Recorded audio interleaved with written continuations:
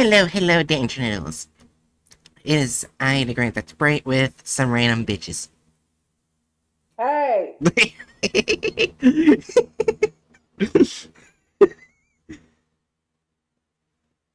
I'm kidding, I have Hatchet and Jerry here. You see, I would have responded, but responding to your stupidity is not as important as me putting another piece of pretzel in my mouth. oh my goodness.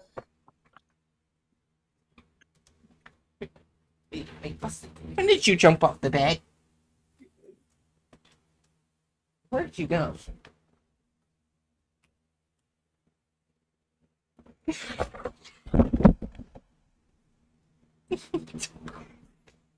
I have no idea what Bus is doing. Hopefully he doesn't do anything bad. Congratulations. You're like every other parent. Yeah.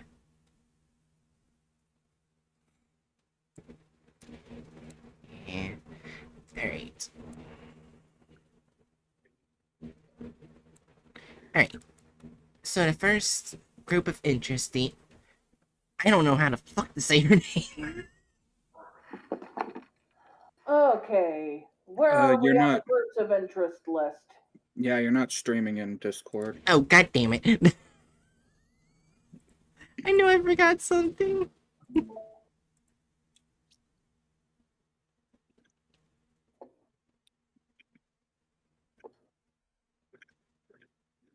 One Real Collective. One Rio Collective. Why One Rio? Oh, I would have. I probably would have tried pronouncing that Onryo or something like that. I was going to, but there was no R. Yeah.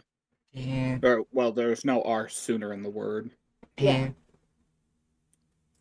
Yeah. So, Unreal, is that what you said?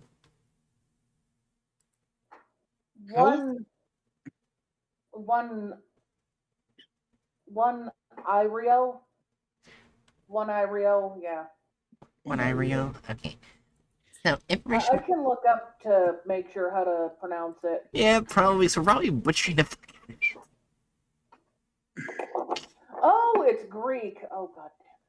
Oh, No. it's Greek. Onorioi. Unreal, got it. Let me see. Gods that rule over the world. Roy are If- gods and gods that rule. In Greek mythology, the Onoroi are gods. Onoroi. Honoroi, alright. Onoroi. Okay. Alright, the first one is the Honoroi Collective. Information about the Honoroi Collective has come to the Foundation only through analysis and interviews or the anomalous objects they leave behind. It is believed to be a collective consciousness of dreaming persons and dream-based entities. Intelligence has shown that they have been documented by other groups of interest, usually to a degree similar to the Foundation's interaction. The Honoroi Collective is apparently capable of contacting even highly isolated entities, aka nobody. Their goals, if any exist, are currently unknown. Oh, that's just great. It's gonna help. I went to go do it. It says, please try again.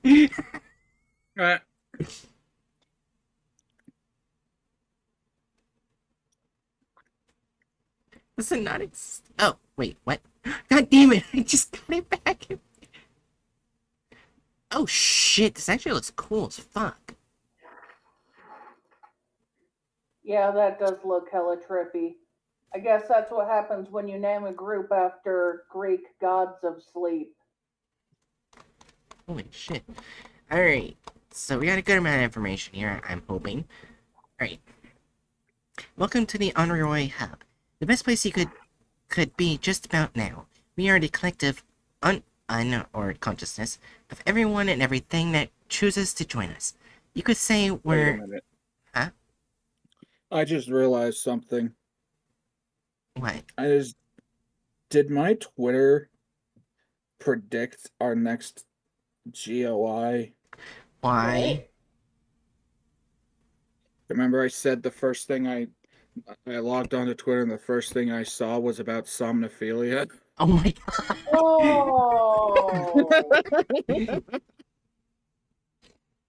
Anyway, Yeah. You could say we're a hive mind, a dreamscape, and what the fuck is an egregore?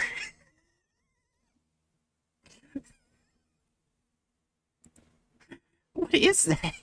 egregore? I have no idea.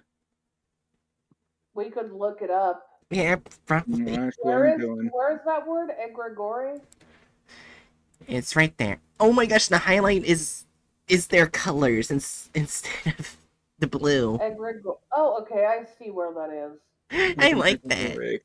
A concept in Western esotericism of a non-physical entity or thought form that arises from the collective thoughts and emotions of a distinct group of individuals. Wow, Oh. damn. Yeah, or whatever eases your confusion when faced with something so remarkably not something. Everyone owns the Honorary Collective, or no one. Honestly, if you care so much, why don't you find out yourself? And Asshole. myriad of We sure this wasn't written by Are We Cool Yet? I don't know. A myriad of merged consciousnesses means the dreamscape can manifest in infinite ways. The most common format our users enjoy appears to be a reproduction of familiar media outlets such as websites, books, shows, and occasionally art. But however you choose to envision your experience with the collective, we totally support you. Just make sure it's collective consciousness compatible. We don't need a repeat of the incident. I kind of want to know about the incident. What happened? Wait a minute, immigration closed.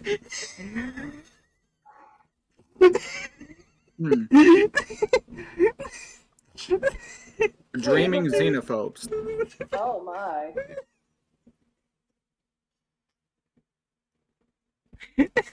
I'm sorry. Wait, ethnic groups, 48.4% bubble, 32.7% free consciousness, 14.6 corporeal, 4.3% transitory. Why is so If you much look of it at just the a bubble? Official languages. Its official language is all languages. Yeah, all of them, every single one, seriously. Government, don't be silly. Reality, I literally can't tell. It's glitched. Again, are we sure that this wasn't written by fucking oh, why did I just forget what they were called? Are we cool yet? Yeah, It could be either Are We Queer or Gamers Against Weed. This would be something they would I was do. about to say that. Yeah. Gamers Against Weed just comes up with an anomalous, like, a dream telepathy so that everyone in the world that wants to can just go into their dreams and see whatever the fuck they want. Oh my gosh, I just saw the things down below. Anyways, Honoroi is everywhere and everything, but also nowhere and no thing. So here's a list of some popular states of being within a collective. The Parliament's smallest women's bathroom. What? The box you keep your seasonal decorations in. You know that road you always pass by and think, I wonder where that leads to? Well, if you had an ounce of adventure in you and figured out where that road actually fucking went, then there. Your mother. Oh! Every other signpost and the ones in between. And people with the mystical ability to solidify others using only a toothbrush and are quick to anger. You! No, I know this is bullshit. I ain't popular. Are you ready to try it out? Wait, no more. And all of this sounds like the best thing ever, then it can all be yours. Call 1-800-JOIN, please, to be connected with the nearest entry point. Is it just a fever dream? Yeah, it pretty much is.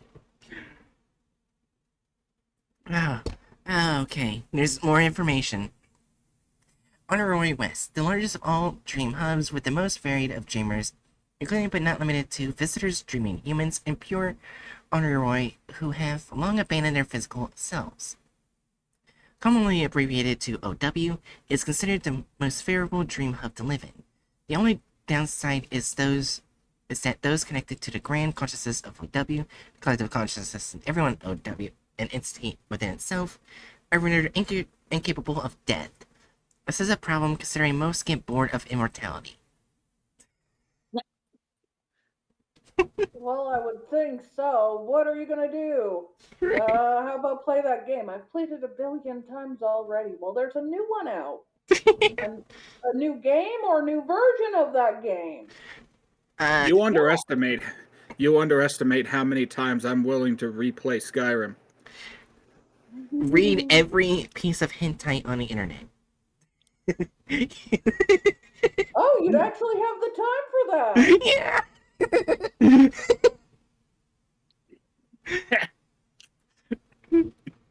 I already have all the time for that. The Honoroi Collective. A mystery to many, the collective is believed to consist mainly of flora and fauna native to Earth. Any Honoroi that attempts to join the collection is either never heard from again or returns as a conglomeration far from who they used to be. Because of this phenomenon, not much is known about this dream hub. Conglomeration. Conglomeration, got it. I've heard that word spoken, but I've never seen it written. Yeah, fair. Yeah.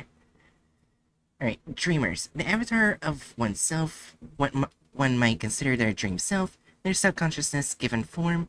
When one visits or joins a dream hub, this self is what you would use to represent you. It may not look anything like your physical form, it may not be an exact copy, it is what you choose or don't choose to be. A dreamer is the collective, any individual, both the society of dreamers and the individual dreamer. Every wonder is a world unto themselves. What the fuck is this group? It's where you don't need drugs. Life is your drug. The story hashtag, is it weird that I want to fuck the shark? That is maybe 10% of my Twitter feed at any given time. Okay, so There are a lot of very talented artists who really like drawing buff shark ladies. Okay, so there is a bunch of SCPs. No. Alright, anyways. The Wandsman in the Court of the Hanged King. Oh, that's not good. Anything dealing with the Hanged King isn't good. Wait, where's the Hanged King? It's a story down here. A Wandsman in the Court of the Hanged King. Oh. Oh, it's these fuckers. SCP-1498. I know these fuckers. You do? This is one of the greatest images that has ever blessed the internet. Who put the rotary phone on the sheep? But stuff. Come here. Wait, hold on. Oh, that's wait. Never mind. I Oh my don't know. god. Someone very sheepy. Apparently, Busta wants to play while I'm streaming. Busta, not now. Also, I gotta say, I love the detail that Yeah. the handle of the phone, like the actual phone part itself, Mm-hmm. it kind of makes up the shape of horns. Yeah. So the telephone sheep still has horns. I hate it, thank you. Yeah. Anyways, I noticed one. It is a pretty interesting SCP. Alright. SCP-1498 is a collection of 30 autonomous bundles of phone cords and handsets assembled in such a way that they resemble sheep. Instances of 1498 are fully ambulatory and will wander their containment chambers aimlessly. The words, "Make your own custom dreamscapes with your friends at the Honoroi Collective," are printed on each instance. Yeah, believed to be connected to other SCPs. So they're Right? so they're a recruitment method. Yes. So instead of using flyers, they use the fucking sheep. Well, they put the flyers on the sheet. Yeah, it gets better.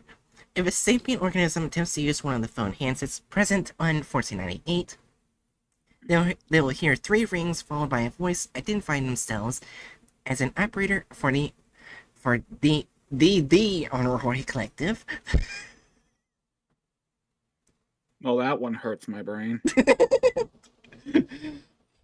Its voice will instruct the subject on various options they have for dreaming and make suggestions for enhanced dreaming experiences. Following the completion of this call, the subject will lose consciousness for 9 hours. When a subject regains consciousness, they will claim to have experienced the dream they ordered to any exact specifications they may have made. The subjects may express a desire to continue using 1498's effect or attempt to reuse it immediately. A transcript of a subject describing their experience while under 1498's effects has been included in this report. All right, phone sheep. All right, phone sheep. I've got a very specific task I need. I want you to give me a crate of Soviet era AK-47s and then send me back in time so I can have a nice little chat with Mr. Brown. Oh. It may just be a dream, but I can dream something awesome at least. That would be kind of awesome. Yeah, Right, please tell me you know what I'm talking about. maybe. Right? Didn't you say you majored in history in college? American history in particular? Well, I did mainly art and history, and it was I think it was sub history and mainly art. So I was trying to be an animator. Okay. Well, Oh. we're referring to John Brown. Didn't know who you meant by Mr. Brown. Yeah, for some reason his first name didn't come to me right off the bat. Gotcha. But yeah, I John just love Brown. the time era. John Brown was a particularly radical white abolition abolishment guy who didn't like slavery. And he attempted to stage a slave revolt that did not go well. Oh, no, yeah, So, now it's starting to sound familiar. Alright. Yeah. It so took me a second. my dream would be taking a bunch of AK-47s and giving them to him, Oh my god. and then watch things unfold. Fair. Yeah. I do remember, like, both in college and I actually had to read a book about him because I remember them now. Basically, in college and in high school, they didn't really want to talk about him much. Just that he was a person in history. Yeah, Wait, you read that's about him, right. but you didn't know who Hatchet was talking about, given the time era? They in the books that I read, they just called him Mr. Brown. I didn't recognize his first name, so I was like, is it a different type of Brown? That's why it took me a second. Hmm. Yeah. Anyways, now I know what you mean. Yeah. Alright. Anyways, back to the SCP after the history lesson. Yeah. DNS 4560, after being exposed to 1498, I was sitting in this room, except it wasn't really a room because the edges were slopped, so it was like an egg room. Sloped. I mean sloped. Jeez, we're slopped.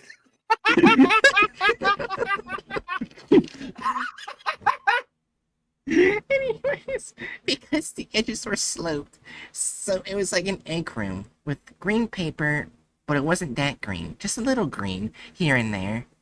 Anyways, I'm right in the middle, sitting on the ground, except, of course, the fact that I was being supported. It's then I realized that I'm actually a table, like you guys told me to tell that we're a sheep phone thing. There are people eating off of me too. Look old, maybe from the 1950s, with red faces. That was when we finally hatched and I woke up. Tree, what's that? Well, oh, what am I thinking of? Fornophilia, I think it is. Probably. Yeah, fornophilia. It's a form of bondage and objectification in which a person's body is incorporated into a chair, table, cabinet, or other piece of furniture. Yeah. Alright. As subjects are repeatedly exposed to 1498, they may begin to experience changes to their bodily and mental state. Subjects affected by 1498 will express a desire to sleep as frequently as possible, preferring to use the use of 1498 if they are able to. While asleep, portions of the subject's cranium and skull will be replaced with portions of telephones similar to those found on 1498. This is manifested in a variety of ways, including subjects coughing up telephones with cords extending into their esophagus, telephone wires beginning to grow in places of hair, ringing devices found on rotary telephones found within the subject's ears, which may begin ringing continuously, vocalizations being replaced with dial tones. Oh, this is like one of those really nice niches of body horror that I like. Yeah. Eventually, a rotary phone will assemble itself on the subject's head, out of all the components that have been grown within and on their bodies. Subjects will display the same intelligence as instances of 1498, and are to be classified as instances of 1498-1. As of August 19, 2012, no attempt to restore the intelligence of N-1 instance has succeeded. 1498 was recovered on September 18, 1965, from an abandoned office complex in Miami, Florida, USA, after reports of bizarre livestock reached local Foundation assets when Foundation agents entered the building. They discovered 1498 instances, 1 bedroll, approximately half a ton of rotary telephone components, and 2 pints of type AB blood in a glass jar. In addition, 1 pajama onesie, well worn, was discovered folded on the bedroll. Testing has shown several months of sweat and bodily oils soaked into the fabric. We didn't need to know that detail, SCP. SCP Foundation. Well, they wanted us to know. Yeah, as of November. Hey, listen. We really need to make you aware of the fact that this onesie was slept in. So we're gonna describe it in the most unsettling, needless way imaginable. As of November 14th, 1965, 1498 has been classified as Euclid. So this group of interest created phone sheep that can turn you into a phone sheep. I don't think Not going to a phone sheep, but a phone person. Yeah, a phone person. I think it just changes your head. It doesn't clarify that you turn your whole body. Wait a minute. Did they create the phone sheep by forcing the phone sheep to have dreams with the phone? Probably. Anyway, that was a hell of a ride. Especially with those rooms with slopping walls. So this group of interest is already batshit. I was feeling a strong chaotic neutral at the start of this, and I'm still feeling that. Do we need to see one of the other 2 connected SCPs to Unright Collective? Yeah, let's look at another one. One that's less body horror. Well, hopefully. Hopefully, yeah. Well, this is apparently, I don't think it's body horror, but we'll see. Alright. Description. SCP-2028 is a collection of 258 empty snow globes. The words, remove the negative emotions and thoughts from your mind with your friends at the Honoroi Collective. This group is believed to have been associated with the creation of 1498. No shit. To. Yeah, okay, believed to. The entire SCP is literally just an advertisement for them. Oh, we think they might have made it. We can't be certain. Hi, Bust. Oh my god. Do not use more than 3 times per 30 days. In case of emergency, do not break the glass. Are written on the underside of each instance of 2028. Analysis of the structure of the instances reveal no anomalies. The anomalous properties of 2028 manifest when one or more human subjects enter REM sleep, within 4 meters of an instance. The subject will invariably experience a vivid nightmare. Upon waking up, the subject will feel an intense sensation of relief. For the following 3 days, the subject will report an increase in happiness and willingness to participate in social situations. The instance used will be filled with images from the subject's nightmare. If picked up and shaken for more than 3 seconds, the subject will experience brief, random hallucinations related to the nightmare. Sleeping next to a used instance yields no results. Should the phrase, "please reset," be spoken within 4 meters of a used instance, images will disappear and will manifest its anomalous properties again if used. This one's just cool. Yeah. Using an instance of 2028 more than 3 times every 30 days causes damage to it in a form of cracks appearing on the glass. If an instance is used approximately 6 times in a 30-day period, or if it is broken through impact, a 2028 alpha event will occur immediately. This event consists of a local restructuring of reality of varying size starting the broken instance. Said restructuring measures 250 meters squared on average and strongly resembles the events and physical laws found inside the nightmare stored inside the broken instance. Oh boy.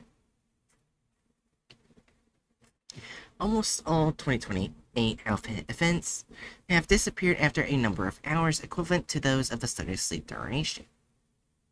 Okay, Bright. Yeah. I know I hopefully don't actually need to say this considering your conditions. Uh-huh. Please do not use this. And please do not set it anywhere near the hammers book bought you. We do not need your nightmares coming into reality. Fair enough. Anyways. SCP-2028 was found when Redacted, a farmer on Redacted, accidentally broke a used instance. The entirety of his house was affected by a 2028 alpha event. The farmer reported that he had often had nightmares about being considered inferior due to not receiving a proper education. That's just me in any stream. I was too distracted reading books' last 2 messages. Wake up, sheeple. Don't join the Unreal Collective. This group is definitionally anti-woke. Lol. Yeah. Okay, so... He often had nightmares about being... Okay, gotcha. That's why I joked and said that's just me any stream. Well, hopefully they're not nightmares. Yeah. Due to the immobile nature of affected structure, Site-91 was built around the house.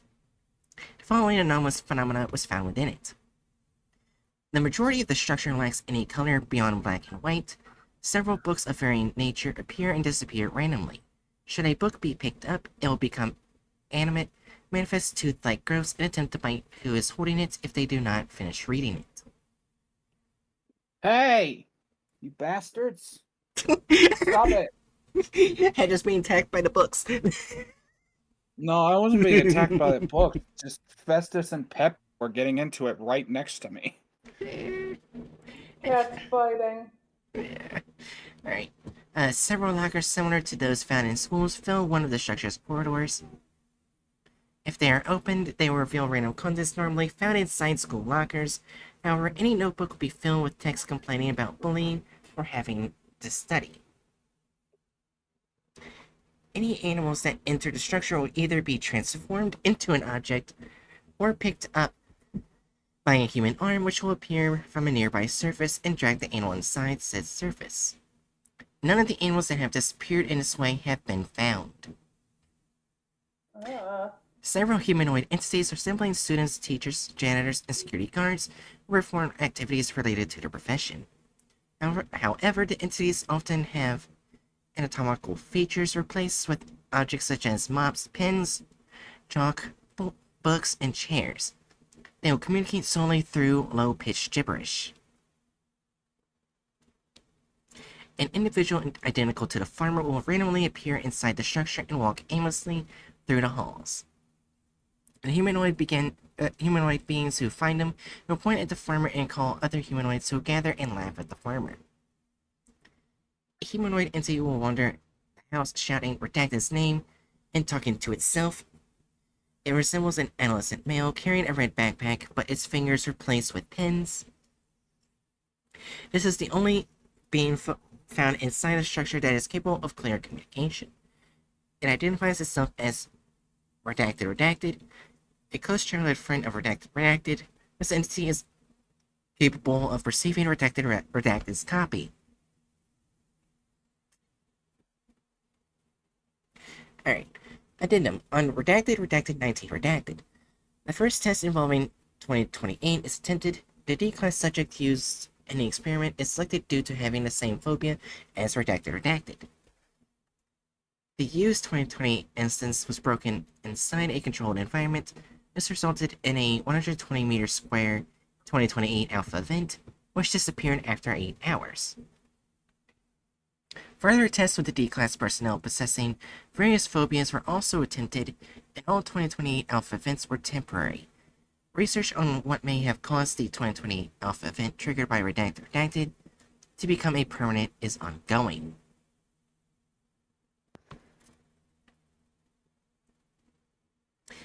Alright. Addendum B. Addendum B interview log. That's the last bit of information we're going to get. Alright. Interview Redacted referred to as J in this interview. Interviewer, Dr. Redacted. My favorite doctor. He's in almost every SCP. Except when he's upstaged by that fucking Clef. Or, Yeah. God forbid, Bright. Oh my god. Yeah. Alright. Begin log. Dr. Redacted. What is your name? Jay. I'm Jay Redacted. Who are you? Have you seen Redacted? He looks like me, but he is taller and has short blonde hair. I am Dr. Redacted. Don't worry. I have seen him and he is fine. Thank God. I thought I'd never hear about him again. No one here speaks anything but gibberish. Could you tell me more about yourself? Seem to be the only one inside here that can communicate clearly. Why do you think you are like this? Busta, not now! I am streaming! I'm not in a plane mood. Busta. Anyways, sorry. I'm not sure. Maybe all those other people didn't mean much to him, so everything they say becomes meaningless. As for myself, all I know is that I was somewhere that was very different from here. Then I heard a sound of glass breaking and I came here. What was your place of origin like? How do you feel here? I don't know. It was bright and dark at the same time, and I felt like this warm, wet blanket covered me all the time. I could sometimes see and hear things that I couldn't understand, and that was it. Everything here seems to be so much more real. I know that might sound obvious, but it was a huge change for me. I guess it was like some kind of childbirth. I can see, hear, and touch everything now. It's kind of scary, to be honest. What else do you know about this place? I can't leave. I found all the exits in this place, but some kind of invisible wall doesn't let me or those other people leave. That is all I know, I swear to God. What is your relationship with Redacted? He was my best friend, and as far as I know, I was his only friend. We would talk to each other about our problems and feelings and hung out a lot. Thank you for answering the questions. Is there anything else that you would like to say? Yes, if you find Redacted again, please tell him that no one is better than him just because they have a diploma. He is still a wonderful person that cares a lot about his family, and it's all that matters. I will do that. Aww. Aw. So we do have an SCP that can turn really fucking bad if broken. Oh yeah, but that's obviously not intended use. Yeah. Yeah, I must stick with my initial judgment of chaotic Yeah. neutral. Yeah, that's what I'm thinking. Yeah. I don't think they're They- trying to be evil. Yeah, they ain't trying to be bad. They quite literally just want to invite people to join their dream collective. Yeah. Oh, hold on, I gotta do Pet Busta. Busta, come here. Here you are, you want to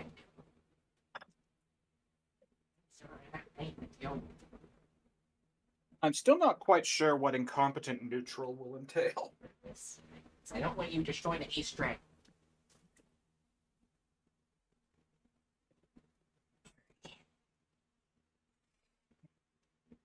Alright, I picked the best stuff. Anyways, so yeah, chaotic neutral. Sounds good. Yes. It's right next to Dr. Wondertainment, too.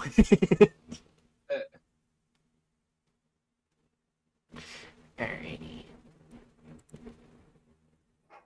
Oh my gosh, this next one's gonna be fun. Oh wait, we didn't even... I forgot to do something. God damn, I keep What? forgetting about it. Right here. Alright. Oh yeah, close. Oh my gosh, one of them. Alright, from SCP-2805, if you can dream it, you can do it. SCP-2876, Am I Awake? I never tried imagining where all the teeth that break in dreams go. Turned out they were in my dad the whole time. Thanks, Honoroi. What the fuck? What?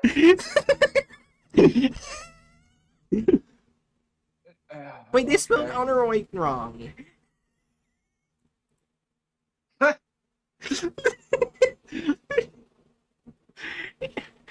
Here's this one's gonna be funny. From Project Morpheus.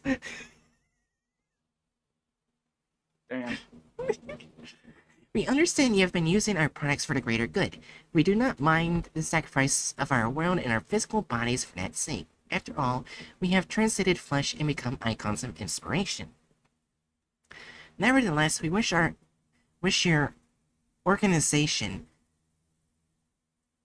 may credit us in your efforts for the greater good. You cut out there. Oh, did I? Can you hear me now? Yeah, after organization. Alright. May credit us in your efforts for the greater good. The recommended course of action is to indicate the source of this modified technology. Honoroi Astral Synchronizer V3.0. We will reserve the right to withhold further usage if the service continues to be uncredited. So they copyrighted their items.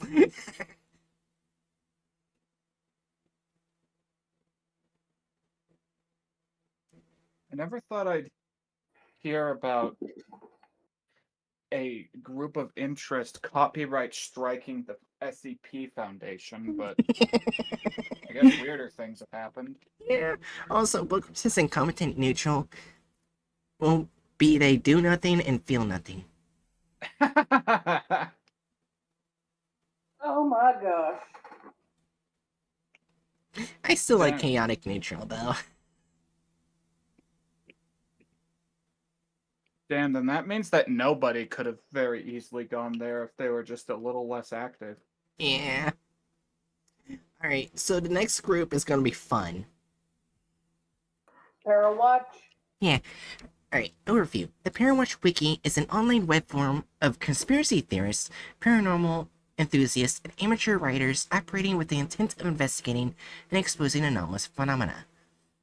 The group primarily compiles short stories on their forum detailing encounters with paranormal phenomena, historical cases, and any unusual events users have experienced. Further operation and any potential impact on normalcy is hindered by the geographic spread of the user base and the lack of central coordination. Despite investment in the paranormal, Parawatch has no knowledge of the nature of anomalous phenomena, the Veil, and the Foundation's existence. This is, in tandem with public obscurity, has prevented them from potentially endangering the field. You said it right the first time. Oh, the Veil. Sorry. The Yeah, veal? you remember what the veal means? You remember what veal is? Yeah, I'm sorry. Anyways, the group is currently being left active as a means of misinforming and misleading other investigations into the anomalous. Oh, they're just dead ass the UFO community. Oh my gosh, here's their wiki. They're serving the exact same function that UFO conspiracy nuts serve for the CIA. Oh, so how you doing, guys?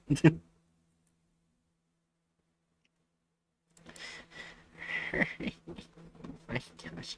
Alright, GOI Dossier Parawatch, Group of Interest Parawatch Wiki. Database ID 1109. Area of Operations North America, Europe, online sites. The internet is their area of operation. Yeah, threat These level. bozos haven't left their house in 75 years. I forgot where you ranked gamers against Swede. Hold on. Chaotic good. Yeah. Anyways. Threat level green. Overview. The Parawatch Wiki is an online web forum of conspiracy theorists, paranormal enthusiasts, and amateur writers, operating with the intent of investigating and exposing anomalous phenomena. Geographically, the group is desperate. Its users permanently hailing from North America and Europe. No common background exists. Age, careers, and other demographic vary. Yeah. Alright. The group's operations are mainly in the form of compiling stories on their forum, detailing encounters with paranormal phenomena, historical cases, and any unusual events users have experienced. While moderation has enabled a loose degree of coordination, further efforts are hindered by the sheer spread of the user base. Any impact on the site could have is limited. Several clusters of members are noted and collaborate in exploring forested regions of the United States and Canada, though they are relatively small in comparison to the full group. Containment approach minimal.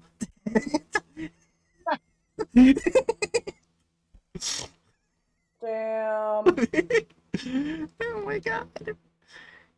Although Parawatch is heavily invested in its investigation of the anomalous, continuous monitoring has found that the group lacks a comprehensive understanding of the Foundation's existence, the Veil, the nature of anomalous phenomena, theories posed by the group lack context on actual circumstances, leading to inaccurate beliefs that limit the potential for the information breach.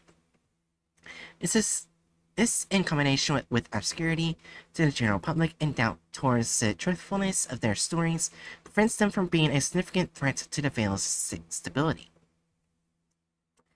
As such, Parawatch is to be left active as a disinformation measure to hinder and mislead investigations into the existence of the Veil. Fuck. God damn it. What the fuck, right? We just talked about this! Tell me! It's just. Remember, veal is baby cow meat. Veil is like the veil over your face. I'm sorry. The Veil. Any leads may misdirect my Foundation implants at their discretion. Recognition of actual circumstances will be met with the deletion of the offending content and the progressive investigation of the user base. No direct action is to be taken at this time. Well, the Foundation does not seem as a threat. So, give me a second to stand my chair back up. I was double checking on the screws. And I will give my... Festus, why are you in the chair? I start to lean the chair back up and Festus is in it. Oh my god. Oh, When he's your scared. cat steals your chair. Oh, he's scared. He got taken for a ride and now he's spooked. Is Festus like, Daddy, I'm scared? I guess. So we actually have a message from Pairwatch. Okay, go ahead.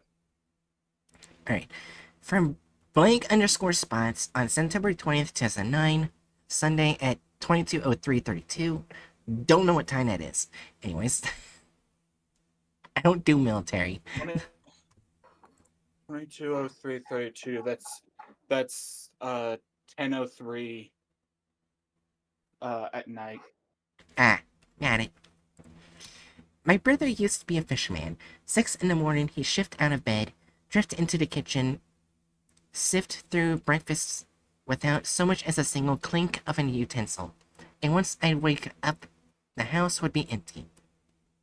He'd drive to like a few minutes off the town outskirts, and once he was content, he'd drive home.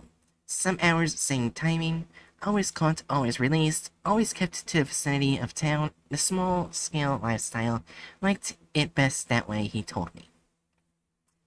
I never worried about him. He was a strong guy, and even if... Wait, before I say it, is this a bad word? Let's see, where are we? Right there. Hick is fine. Hick. Okay. Yeah, no, it's just... I wasn't sure. Didn't want to go and say anything like, right, no. Yeah, no, that one's actually fair. If you don't know what that word means, it definitely does look like a slur. Yeah. Kind of like the word snook. Yeah. Alright. Let's see, let me just make sure I'm not misremembering what this means. A person who lives in the country regarded as being unintelligent or provincial. Yeah. It's basically another word for rednecks. Got it. Bumpkin. Okay. Let's see, like similar bumpkin, country bumpkin, yokel, rustic, peasant, country dweller. Yeah, anyways. Alright, he was a strong guy, and even if Hick flare radiated off of him with enough force to set a Geiger counter ringing, he was smart. He could find his way through a forest and trace his steps with the precision to repeat the same path a day later. He knew better than to go out fishing when it was night. It's when the weird thing started to swim. But even the few times he did, he turned back safe and sound. It is his fucking Yeah. brother just the fucking fisherman from Dredge? Probably. Maybe. Also, doing the grass is a slur for white people, which means it's utterly inoffensive. Yeah, basically. Unless you're a fucking bitch, baby.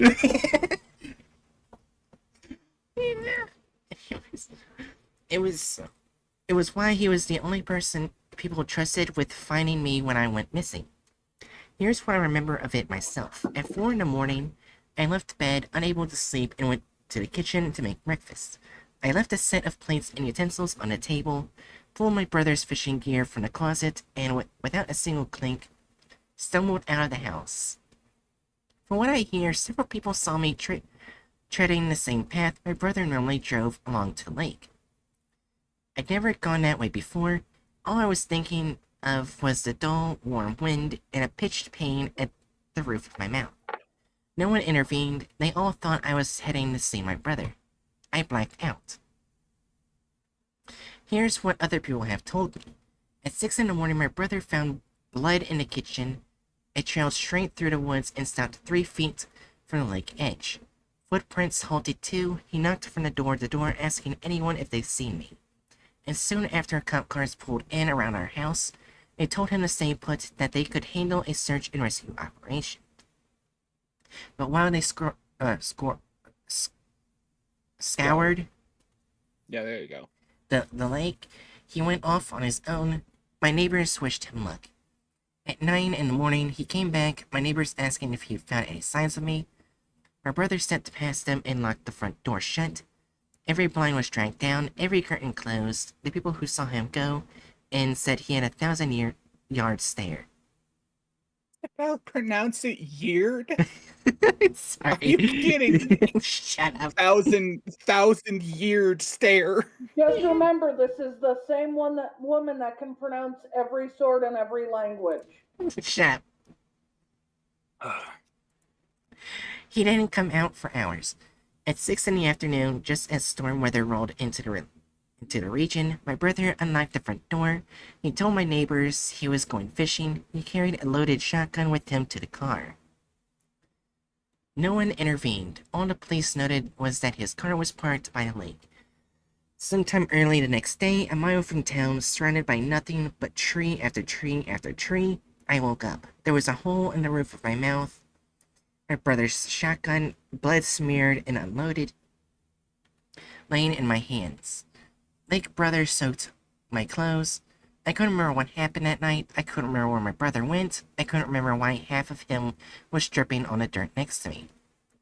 Paramedics who found me said there was a fish hook in my mouth. I left town for... Oh. Huh? Yeah, anyways, I left town for good. I settled into an urban apartment, one in a city where the streetlights never fail. This showed you from the shadows, where I've stayed ever since. But that night clings to me. Whether it's the numbness I feel or the blank spots I recall, what happened out there was left in a permanent scar on me. Having to hear people go through similar experiences to mine, some having even less resolution than mine, makes it worse. This is why I joined Parawatch. I want to document all of the unnatural events myself and others have experienced, to inform people on what lurks just out of our sight, to help anyone who has the misfortune to encounter it. I want to bring people to the resolution they need. For those of you who are passing by, I hope you take the time to read what we've compiled to better avoid the circumstances people like myself have fallen victim to. And for those of you who are in it for the long haul, welcome to the watch. We aren't in the darkness alone. Is this incompetent good? No, let me make two things. Yeah. One, I love the fact that this is effectively the SCP Foundation within the SCP Foundation, Mm-hmm. as if like our SCP wiki Yeah. is to us what this is within, like, to the average person in the SCP universe.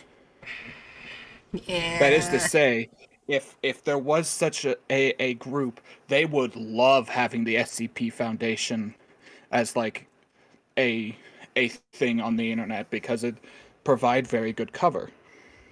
Besides that, Yeah. I think we actually have what could be our one and only incompetent neutral. Yeah, I can see that. Because they ain't good Yeah. necessarily. There's nothing like inherently good or inherently bad about trying to spread conversation about paranormal dumb fuckery. Yeah. And they can't do it worth a damn. I think this might actually be our incompetent neutral. Yeah. Yeah, let's. We hereby bestow the honor of incompetent neutral upon Parawatch. We need to bring in like one of the crudely drawn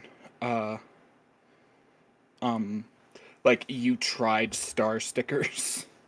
Oh no, I need to. You know what? Oh. I can drop one really quick. All it Awesome. needs to do is to be like really crudely drawn, right? Yeah. Congrats, Parawatch. You are a threat to nothing. Yeah. Alright, hold on. I gotta update the,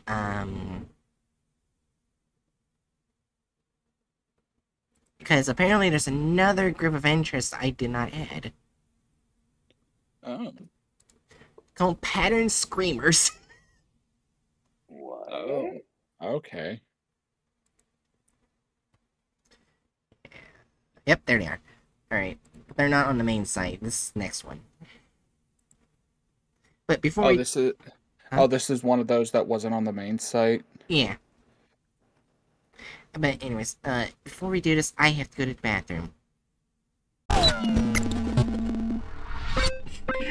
Enjoy the new intermission scene. of just busting. Oh yeah.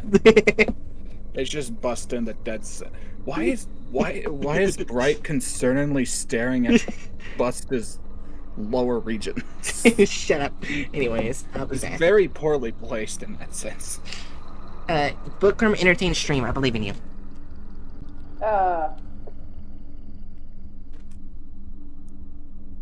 That is a good boy, though. Yeah. That is a very good boy. Everyone watching this stream, if there is a snoot within your vicinity, then you ought to boop the snoot. We have no pets here. Then boop spoot. Spood, I've been informed to boop you.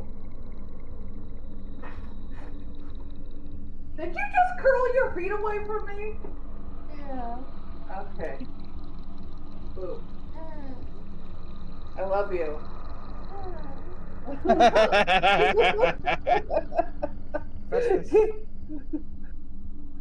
Did you hear them? Yeah. Yeah, we heard. Festus.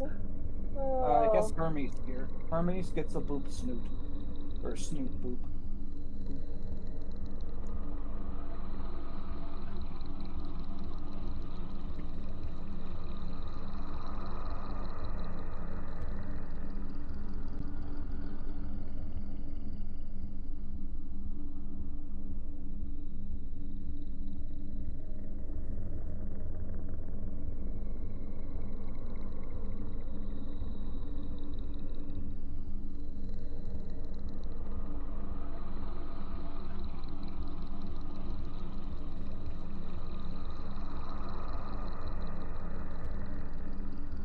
Alright, for the You Tried star, the wording and the outside is kind of like a yellow color, right? Yeah. Oh, Jesus, that's too loud. Oh, gosh. Not that yellow. Not that yellow. Okay, there we go, there we go.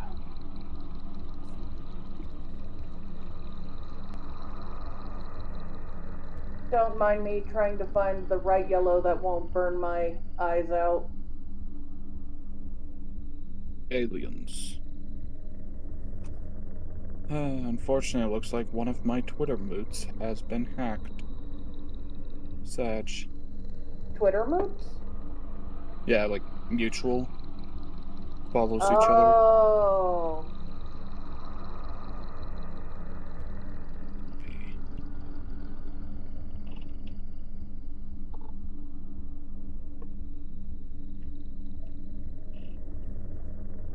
Yeah, it's the same basic scam that Robin's I'm account back. did when they got hacked. Hello, Bray. I apologize for mistakenly reporting your Twitter account instead of the person who scammed me for $840. Speaking of... Please.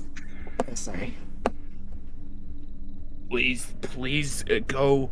Could you please send a friend request to Twitter support on Discord? ID. I'm not gonna say that. If they because you see, to properly do this, to properly deal with a mass reporting on my account, I need to go to Discord for something happening on Twitter. Yeah. It sounds like Alright, bullshit. I am saving the You Tried star. Oh, perfect. Right. Once the You Tried has been done, you need to upload that and put it next to Parawatch. Put what next to Parawatch? Jerry's making a You Tried star. Oh my god. There we go, now I just need to upload it. Yeah, I was gonna say, Is that shit enough? I guess that'll work. Could I Let's change see. something very quick? Let me, I'm taking screenshots. Let me look.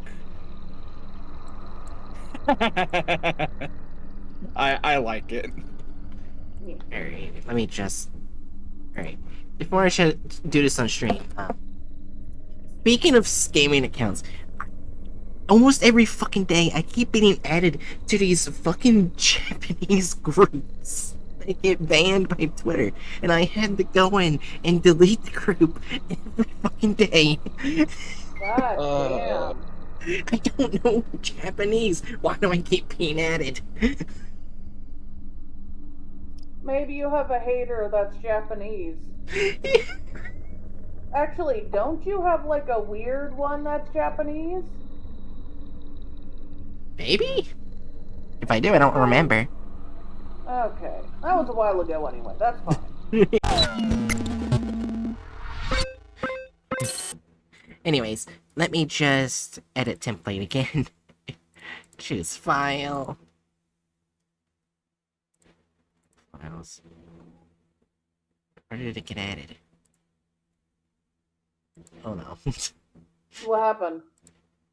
I don't know where I had to start in my files.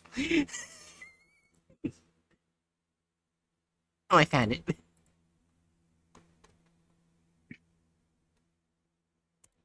you just downloaded it and then you lost where you put it in your files? Yes. Oh my gosh, the you tried star. There you go. You tried stars over there. Okay, now, Bright, you need to add it to yourself on stream. Oh The fuck? How do you lose where you just downloaded something? You know, eventually I might be able to somehow add it to VTube Studio and have it be on my character. Wait, hold on. I can actually do it. Hold on. It may be small, but it's on me. Perfect. Wait, Right. I've got an even better idea. What? Let me just go download this. Oh no. You can continue on. Okay. You shall see my grand design when it becomes apparent. Got it. Anyways. Everyone has it. Oh my god. Anyways, Pseudogenesis Productions. Overview. Pseudogenesis Productions is a small, anonymous theater company focused on creating immersive and innovative theoretical productions through the use of mimetic and ontological anomalies. With a central team of 4, Pseudogenesis collaborates with local artists and performers to make one-of-a-kind experiences to give everybody a chance to see the world from a new perspective.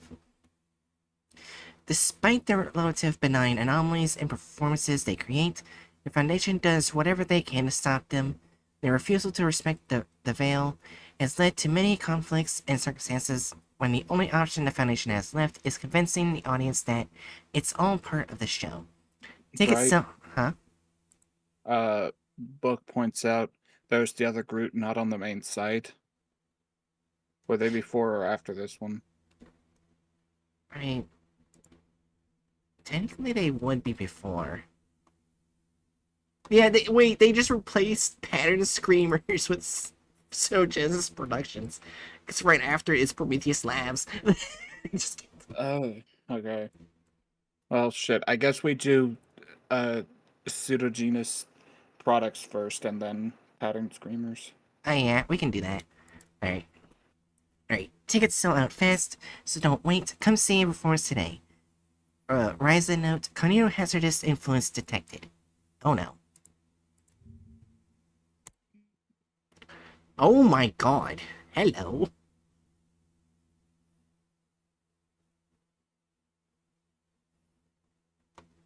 Is it? Oh my god.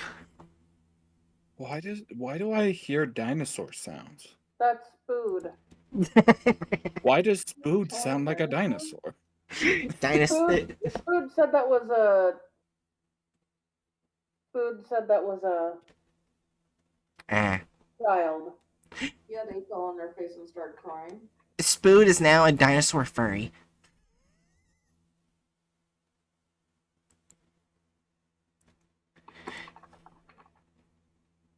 Food is a spider furry. They're both. Anyways.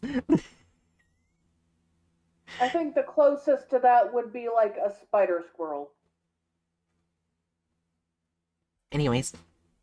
Who we are. Pseudogenesis Productions has been a member of the Three Portland's theater community for over a decade now. Having integrated themselves into the independent and creative arts world. A core team of a dedicated few, they are always willing to collaborate with new artists, take risks, and push the limits of what theater can be.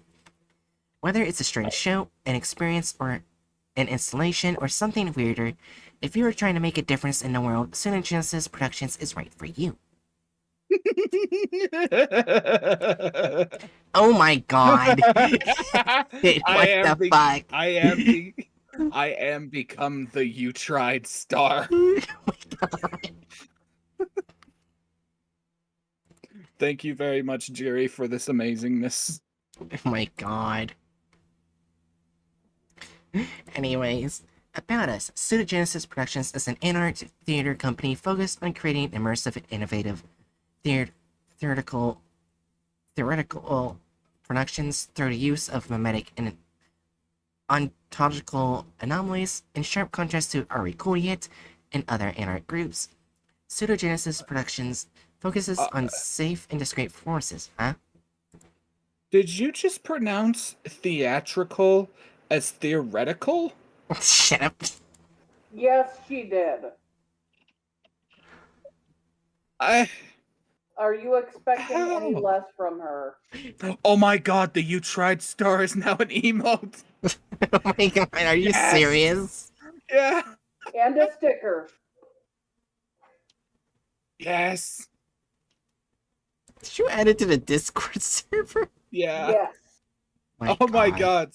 Right, you better be prepared, because anything you say in your Discord server is gonna have those flooded. Shut up. You know what? Here's the thing.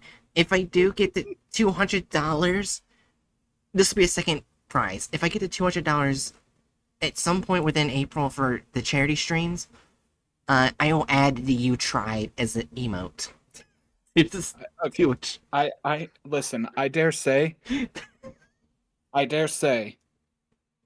it should be a lower goal. Do you really want to put like your top tier goal to be a star that says, haha, you tried? Well, I said a second prize. There's another prize with it, which is the Bird Bright PNG model thing.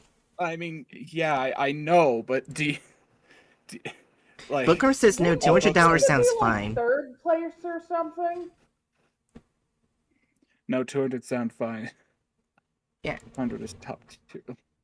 Alright, well, okay. Yeah. You see, but here's the thing. I was just trying to whittle Bright down so that it'd be more likely for her to have to add it to Twitch. Well, too bad. Anyways, let's continue. I'd say 100 is better. But Yeah, whatever. Immersive experiences and the like, ensuring that any willing participant is able to experience something otherworldly without any lasting damage to themselves. Pseudogenesis Productions believes that change can be accomplished through helping other people understand more about the human experience. We do not collaborate with larger organizations or corporations. We are about the community, and we refuse to compromise with our message or morals. We are happy to collaborate with individual artists, grassroots local businesses, in an effort to best benefit our communities. Alright. I'm not sure this is going to make me sound stupid, but what's a grassroots local business? Grassroot is something local, basically started by Okay. local people. Okay. It's not a wealthy like- endeavor. Gotcha. yeah, it's bottom up rather than top down. Yeah, when I had to take a business class for high school, the only thing they taught me was basically interest, taxes, and checks. They didn't go How do into you have businesses both more schooling than me and less knowledge? because the American school system is shit. I also love this now, Bright, because now anytime you say something like this, I can again just say, "Hey, Bright, look at OBS and look at me. Shut up. You tried." Yes, Oh, chicks, really? that That looks thing like that she's is winning totally you tried useful. star. I changed my my avatar in the Discord thing that you tried. Yeah. Alright, the season's This show. is this is gonna be really funny because I'm 100% gonna forget that I did this, and then the next time I collab with Apollo, I'm just gonna start out the stream as a "you tried" star. Whoa, okay. The bottom, I was not prepared for the bottom one. Oh, wait. I think I saw something important on that bottom one. Go back down. Go back down to that bottom Okay, one. so this one doesn't have SCPs, but stories. But we do have information about people. Oh, so that's why it didn't show up on the main site. Yeah. Well, alright, so this is Meet the Team, Stephanie Sudo, she/her creative director and founder. The mysterious creative director and founder of Pseudogenesis Productions, little is known about who they actually are, constantly shrouded in shadows and silhouette. Stephanie naturally blends in backstage. She sets the full outline for many performances and seemed to be a major creative influence in every piece that they create. She is present in every performance from the core team, having never missed one even if she's using a proxy. She wants to thank the rest of Genesis for trusting in her to lead the way. To my sweet daughter... Yes. Huh? I was just gonna say, yes. Shadow with thumbs up. To my sweet daughter Grace, I only wish that you could be here to see the show. Aw. Vivine Chen, she/her, memetics and cognito hazard designer. Vivine Chen is the resident master of memetics, specializing in creating cognito hazards that create unique, detailed, and isolated experiences for Pseudogenesis Productions.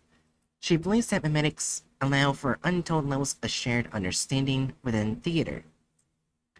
Vivine is the only member of Pseudogenesis to ever attend production locations in person, but has never been successfully continually held by the Foundation. Oh my god. Vivine would like to specifically not thank the Foundation, as they are a bunch of idiots playing doctor, including her mother. The thing about two moms is that the odds of one of them sucking goes way up. Love you, Petra, and fuck you, Eren. Bright. Yeah? Bright, you have some explaining to do. What? And fuck you, Aaron. That's not my daughter. It's not even how you say my name. Spell my name. Plus, I don't work for Foundation. I'm with Silver's Hand. Oh yeah, your ex Foundation. I don't know why I keep forgetting that. Also, Bright, that entire time, Yeah? you were mispronouncing her name. It's Vivian. Vivin, oh. Vivian. Vivine. Is the last name of this guy Bear? Yes. Oh, I wasn't sure because letters are rearranged. Yeah, I would pronounce that Solomon Bear. Got it. Like focus on the A sound of the start of the word, but otherwise, yeah. Alright. Someone Bear, he/him, led... God damn it. Okay, that one I can't even mock you for. That one's just kind of funny. English is so stupid. Yeah.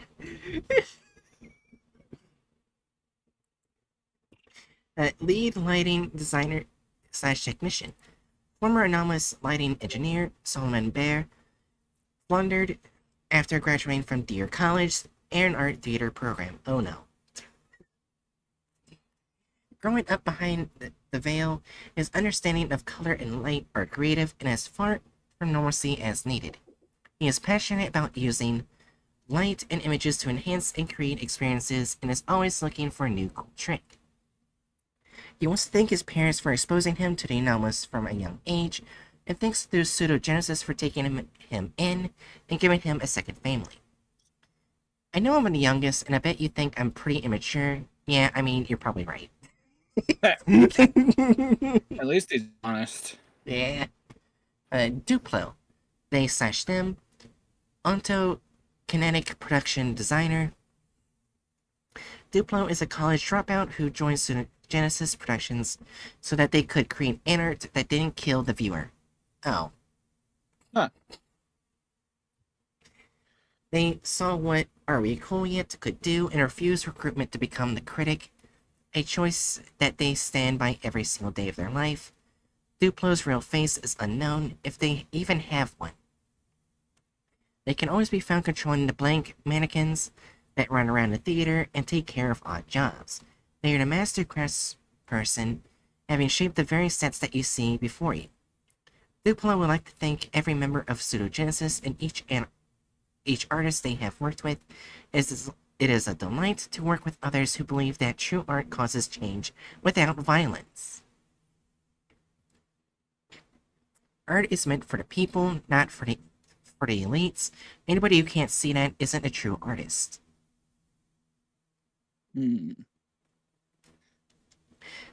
Oh, Jesus Christ, how the fuck do I say your name? Oh, holy Slavic. Oh no. How do I say your name? I don't want to butcher it. Luckily, there's a nickname. Donatsiva Satsiva Salador. Yeah, that's the meet art collaborators. That's the one collaborator. Donativa Siva Saladore. Yeah. Anyways, aka Donnie, she/her, ontokinetic acoustics, audio mixing, music performer, and artist. Donnie is a mysterious young woman with cat-like features who appeared in Pseudogenesis following Are We Cool Yet, stealing her family in a series of events that remain unclear. What the flying hell? Do we need to retroactively downgrade Are We Cool Yet to evil category at this rate? I don't know. I don't know. Anyways, for the time being, they are staying with Pseudogenesis as they find themselves in a new age and prepare to take on the monstrous task of bringing Are We Cool Yet down to save her family. Donnie would like to thank Pseudogenesis for making her feel at home and also wants to be known that she'll be giving ice cream to every stray cat in the local area. Okay, that's sweet and that's cute. Please don't do that. You're gonna give the cat so much diarrhea. Interpretation is the most important part of art. As long as you enjoy your vision, as long as it's meaningful to you, that's always most important. So far, this group is really nice to artists. I'm leaning like neutral good, chaotic good around there. Yeah. Neutral or chaotic good because they're good. But oh my gosh, Are We Cool Yet is We need to start side-eyeing them more. Yeah. The main thing that like I have a slight hang up on is like I don't think we really want to take the time to read any stories and that's all they're from. But based upon this information, Yeah. I'd be entirely fine with placing them in like either neutral or chaotic good. Yeah, because like they're not evil. They're actually being good. Yeah, like there's like we've already like previously established placing like art preservation projects within the good category for the most part by default, and then downgrading them based upon whether or not the art they create is harmful. The art that they create, we have no reason to believe it's harmful. Its members that are prominent are explicitly opposed to causing harm with their art. Yeah. I'm kind of thinking more neutral good because they are actually Yeah, like they- the last person they saved them from already cooling it. Well, I mean, both chaotic good and neutral good would do that. Ah, But I do agree with neutral good because I feel like they don't seem particularly chaotic in how they operate. Yeah, they don't yeah, seem chaotic, but they don't seem all that lawful. But they are good. Yeah, like maybe another way to put it is like they're not particularly chaotic as far as art institutions go. yeah. All right, so yeah, I'm going with neutral good. Yeah, that's agreed. Actually, wait, doesn't that also mean that neutral good is only taken up by Art groups. artistic, yeah, by art groups, and then chaotic good uh is only taken up by gamers against weed.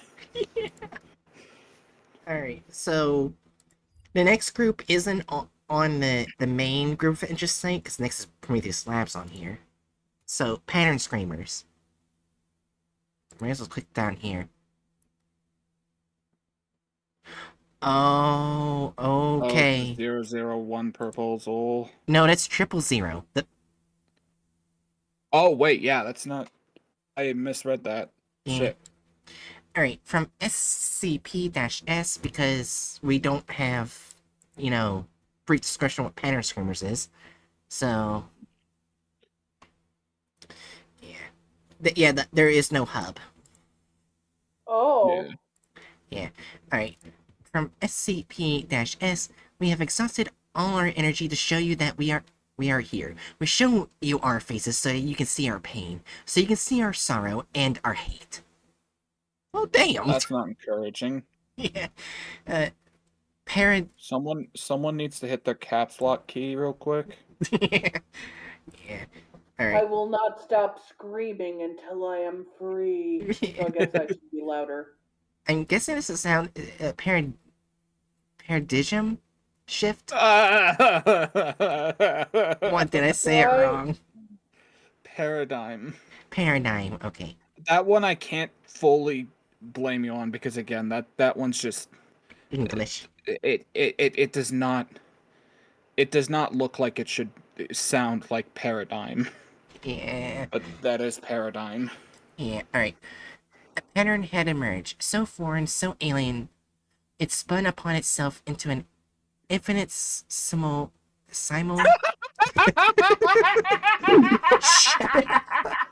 I've never seen that word. Infinitesimal. Infinitesimal. Infinitesimal. Shut up. Infinitesimal. Alright, Is point. this the real world or is this just fantasy? Yeah, Oh, I'm needing these laughs tonight. Thank you, Bray. you're welcome. Point deeper than could be perceived. Point in light and sound and being and producing form. Why so many ands? The spiral kept pulling, it grabbed and contorted, spread and consumed, tore at abstraction, instituted order, a sensation arose across the all that was and had ever been pain.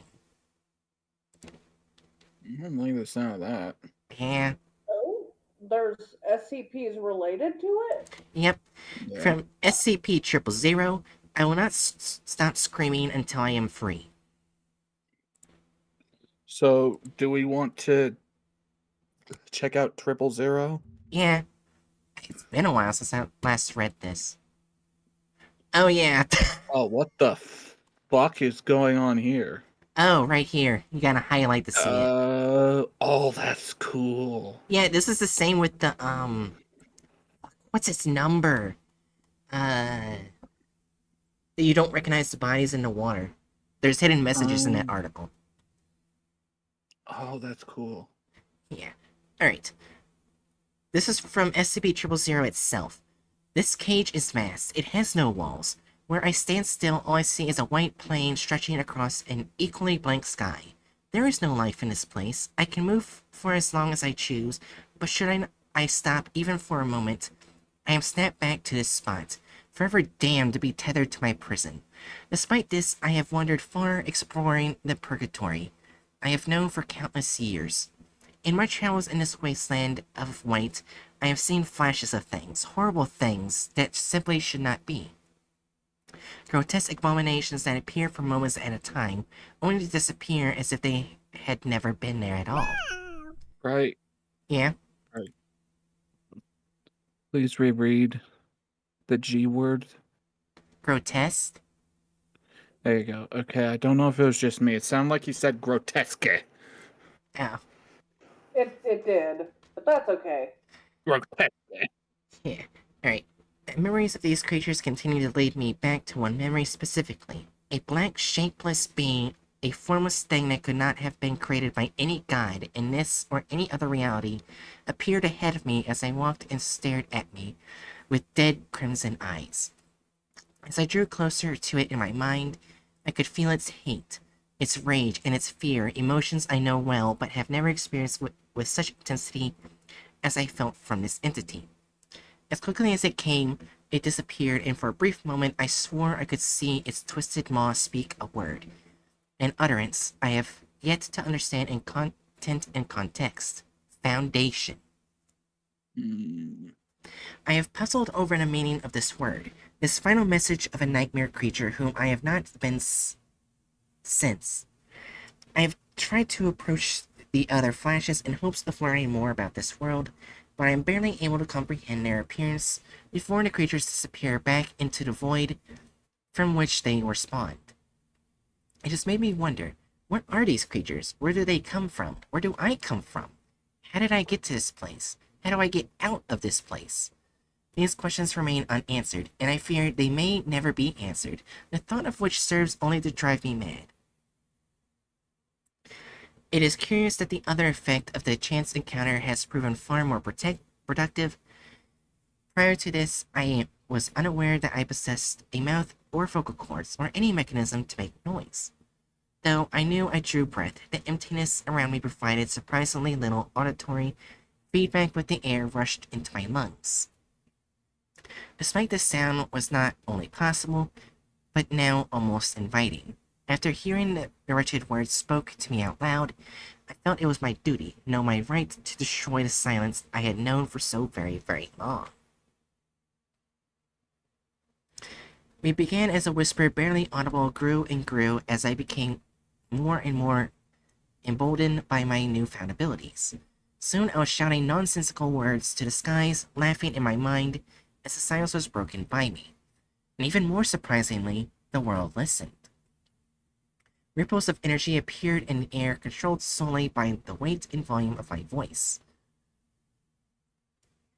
Should I whisper, they would be soft and light, floating whimsically for a few seconds before disappearing.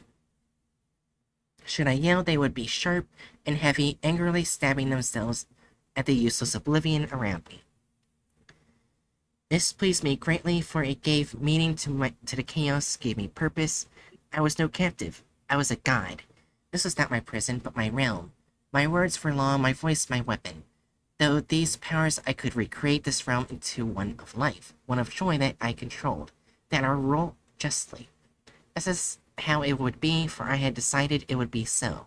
I grinned as I focused all my energies, all my hopes, and all my ambitions into one tumultuous, deafening bellow, the roar that would begin my reign as Lord of the Hollow Nothingness. But it did not change anything. The ripples my effect created, though incredibly violent in nature, vanished only a few seconds after, leaving no trace of any impact they may have made on this damn abyss. I tried again, with no change to the outcome. Over and over, I shouted, my angry yells eventually devolving into screams of fear and horror at the prospect of being trapped endlessly in the damned empty silence that pervaded this abominable place. I screamed and screamed until I could not hear until I could not scream anymore, at which point my only other option was to weep. It was not fair. It was not fair. It is not fair.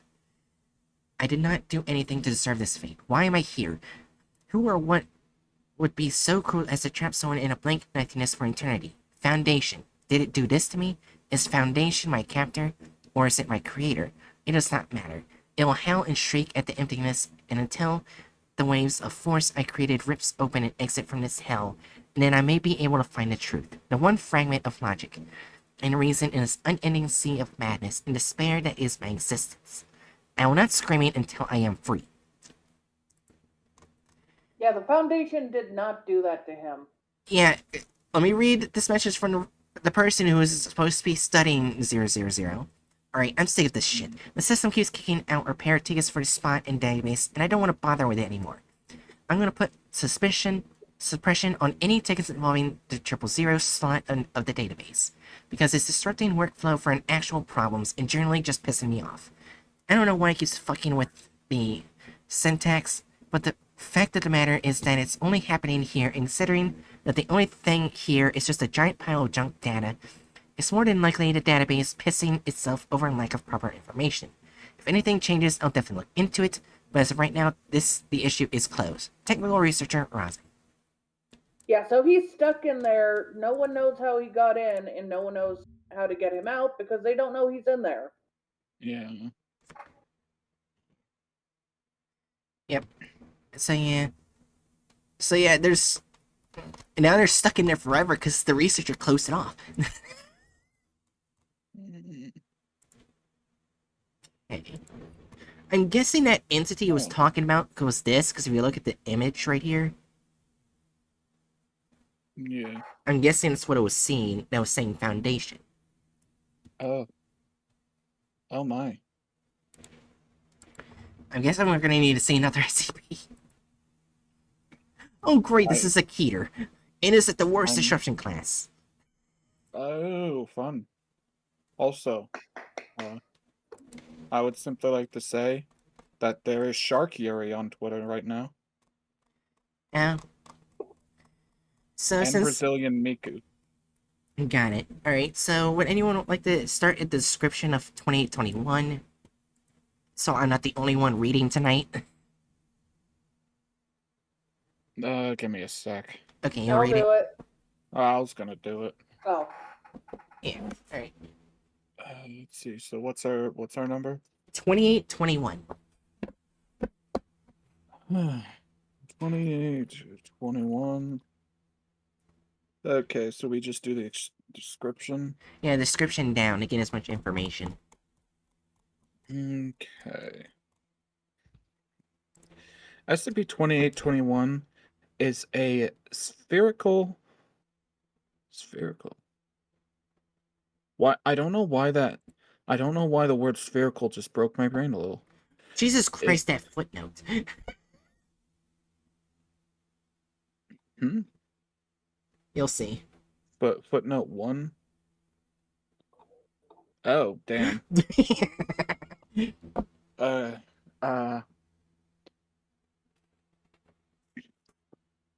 2821 is a spherical spatial anomaly theorized to be a true vacuum located 1.25 kilometers from lunar area 32 in a spherical cavern with a diameter of 0.9 kilometers. And true vacuum, according to quantum field theory, a vacuum refers to a space with as little energy as possible in it. As quantum fields still exist, by removing as much energy as possible creates a false vacuum, which does not have the global possible minimum of energy. The global minimum of energy would be a true vacuum, though there would be a barrier to reaching such a state. This makes a false vacuum metastable, as it would get past the barrier and fall to the lowest energy levels if certain energy requirements were met. It is theorized that our universe exists as a long-lived false vacuum on the border of stability. Based on the mass of the top quark and Higgs boson, an extension of the Higgs field, which gives particles interacting with its mass. If an event such as a quantum tunneling occurs with the Higgs field, where a particle could tunnel past a barrier, the result of the Higgs field reaching the lowest energy level would create a true vacuum. The true vacuum would be a bubble expanding in all directions at the speed of light, destroying anything that comes in contact with it.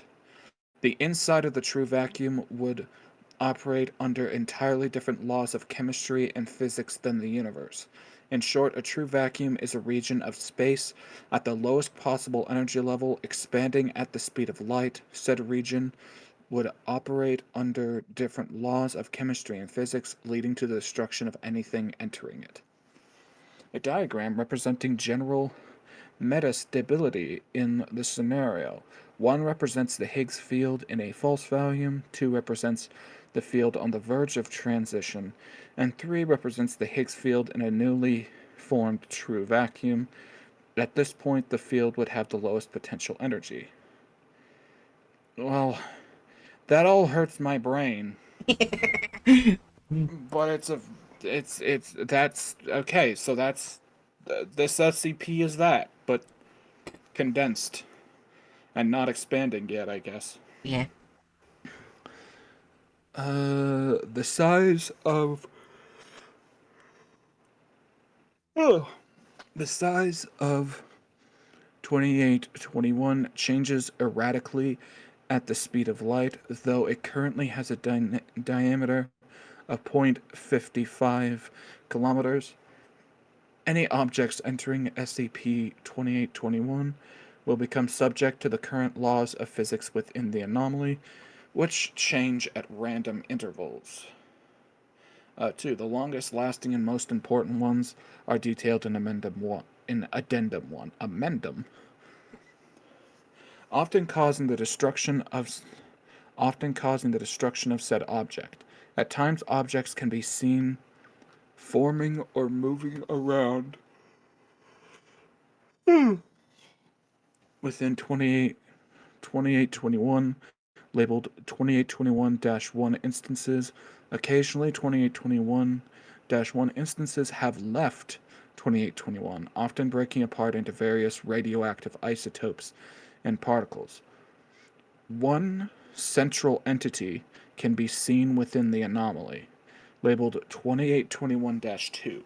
This entity appears as a mass of rapid flashing colors with occasional tendrils coming out of it, and has remained permanently in the center of 2821 since its discovery. It is theorized that 2821-2 is either the cause of the anomaly or is preventing its expansion. Occasional radio transmissions are detected coming from 2821. A majority of these radio transmissions are static, though some contain speech from an unknown individual and miscellaneous noises. The lengths and times at which these translations occur are random, though some of their content has similar themes. Investigation into this is in progress. 2021 was discovered during tunneling for Lunar Area 32 to Lunar Area 13, which would have served as a means of transportation between the two sites. On, oh, my brain. Okay, so it's April 13th, 2015. After digging 1.25 kilometers from Area 32, a piece of mining equipment fell into a large cavern containing SCP-2821. At this point, the cavern had a diameter of 0.8 kilometers, and 2121's size was fluctuating at a rapid rate. During the ensuing investigation and deployment of containment procedures, 2821 reached a diameter of 0.3 kilometers for a day before reaching 0.9 kilometers, creating the current cavern size and creating a hole to the lunar surface. This investigation led to the current accepted theory of this being a true vacuum. If 2821 were to begin expanding at the rate dictated in quantum field theory, it would lead to a VK-class reality restructuring event.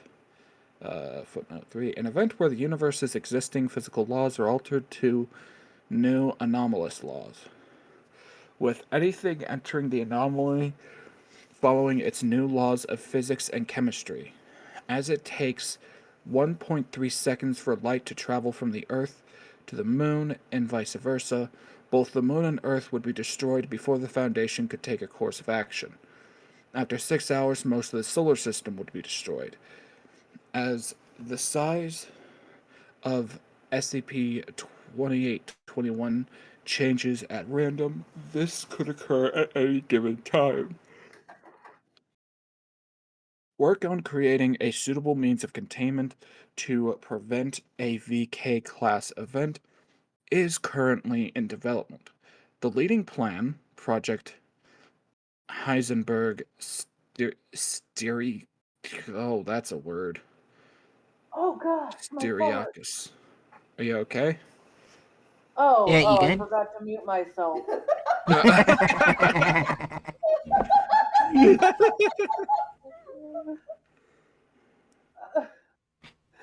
It's okay, keep reading. I did not fart in a way that makes me feel like oh gosh.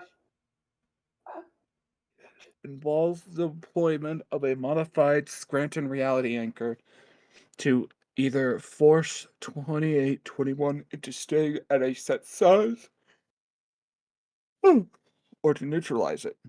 Currently, issues with the plan include transportation of the device to Lunar Area 23 and possibility of unknown interactions between 2821 and the device, which could cause worsened containment or the expansion of the anomaly. Refer to the document's proposal for proper containment of SCP-2821 and Project Heisenberg's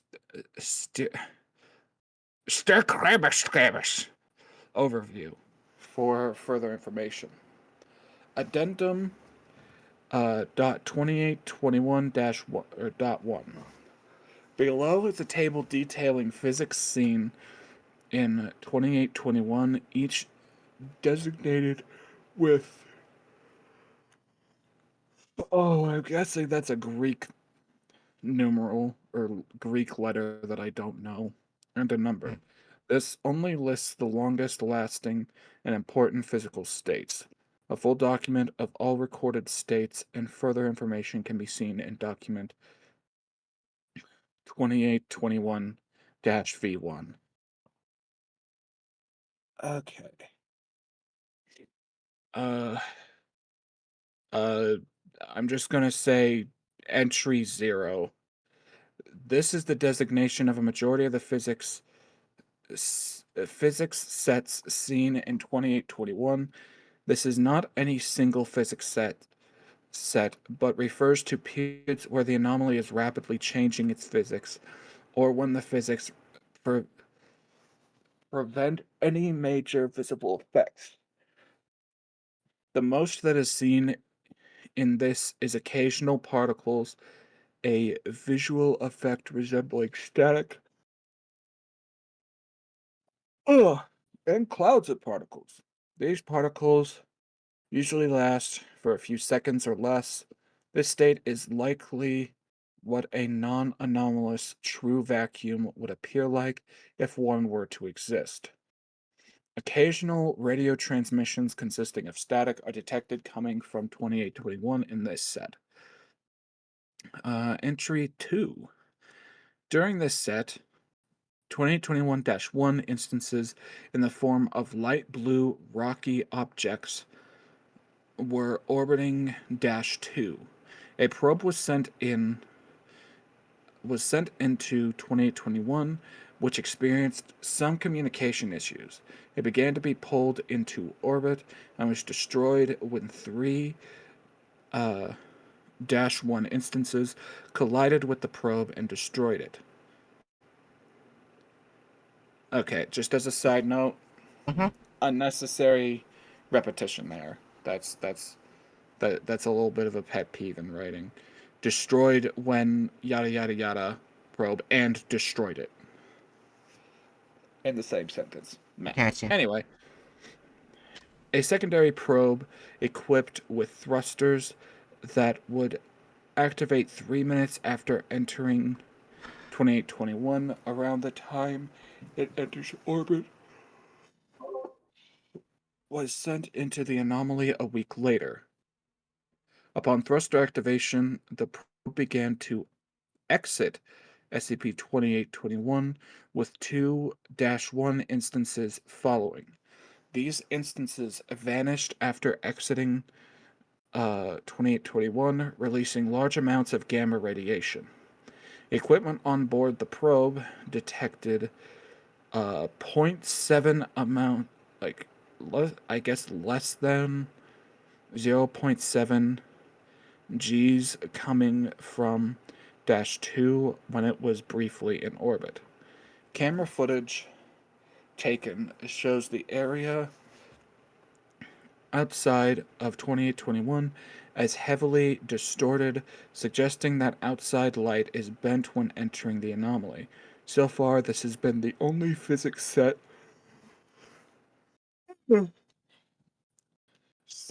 to allow for objects originating from outside of the SCP to survive within the anomaly. Entry 7. Initially, the set resembled Entry 2, but after an hour, all movement of the -1 instances ceased.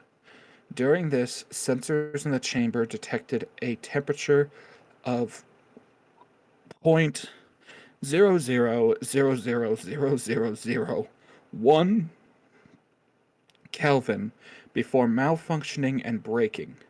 Objects brought into the chamber would lose momentum. Objects brought into the chamber would lose momentum as it got closer to 2821, gradually slowing until reaching a complete stop.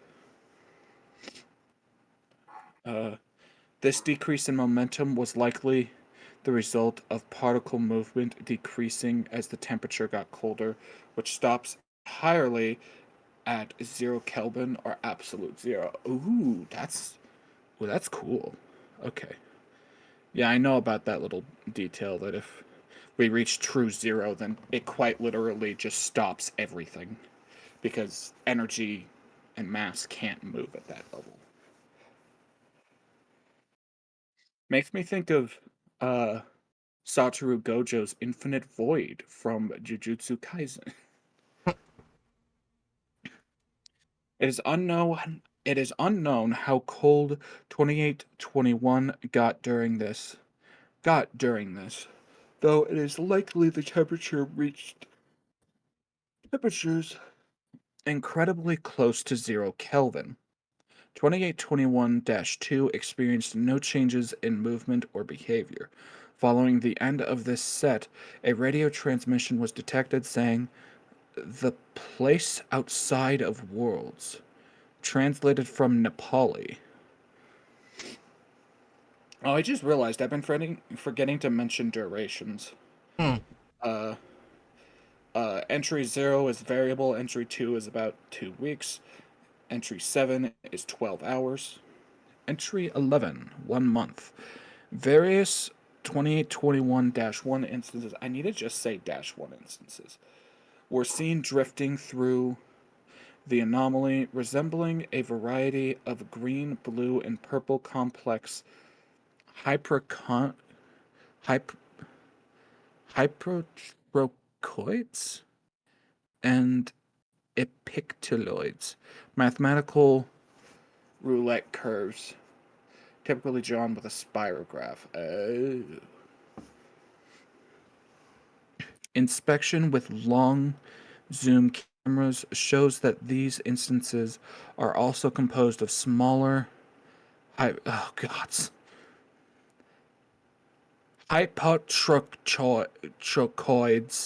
and epicloids, possibly going down to the atomic level.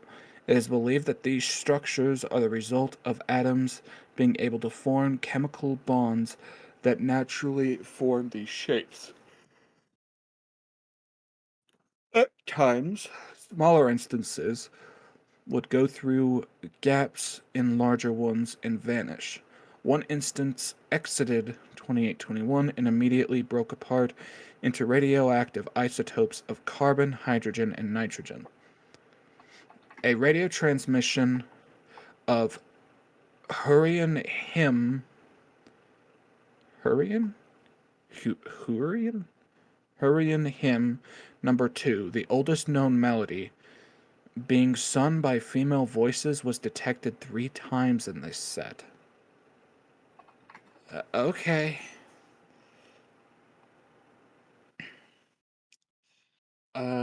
Entry 14 lasted 6 months. For 1 month, various -1 instances resembling nebulae. Nebulae? Yeah, probably nebula.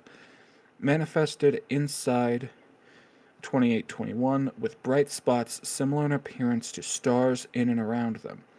After this month, the color of -1 instances and -2 began to become red in hue over the course of 2 months, with movement decreasing as well. At the end of these 2 months, no movement was observed, and everything in 2821 was colored with various shapes of red. It is theorized that this was redshift. Redshift is an effect in physics where light coming from an object increases in wavelength towards the red end of the spectrum, which occurs when an object is moving further away from the viewer. This is caused by light coming from the object taking longer to reach the viewer as it moves away. The opposite of this with an object heading towards the viewer is known as blue shift. Okay, I think I remember that stuff from like 10th grade science class. Caused by the speed of light decreasing inside the anomaly. So it's a red shift caused by the speed of light decreasing. 3 months later, 2821 entered another physics set with normal coloration returning after an hour. This is believed to be the speed of light returning to its normal value. A radio transmission was detected coming from 2821 at the end of this set by Foundation radio telescopes, which showed the cosmic microwave background with a Sierpinski triangle overlaid on it, a fractal made of equilateral triangles. Oh, okay, I think I know what that is. Oh my god, this one is... Why did I... Why did I take on this undertaking? Well, I if could you have want let to Jerry break, suffer for this. if you want to break, I need to go to the bathroom. Well, okay, that's all right. I will be honest. While I've been listening the whole time, it's basically all gone over my head. Yeah, I'm only like, I think I'm taking in approximately 20% of the information I'm relaying. Maybe Well, probably not that Bookworm's bad. smart But enough to understand all of this, but I'm not. yeah, it's very physics heavy, and physics is definitely not my forte. Uh, I shall now blow my nose. yay.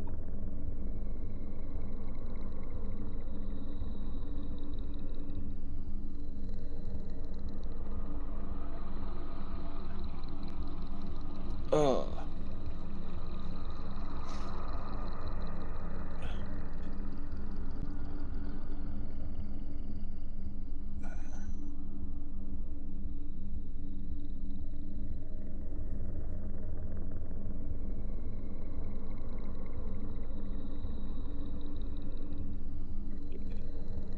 Hey, Dernie. Sloth, yeah. I can't believe on the Twitch live stream accidentally saying out loud to everyone I accidentally stank bomb me with myself with my own fucking fart. Oh. That's why Spoon was laughing so much earlier. I see.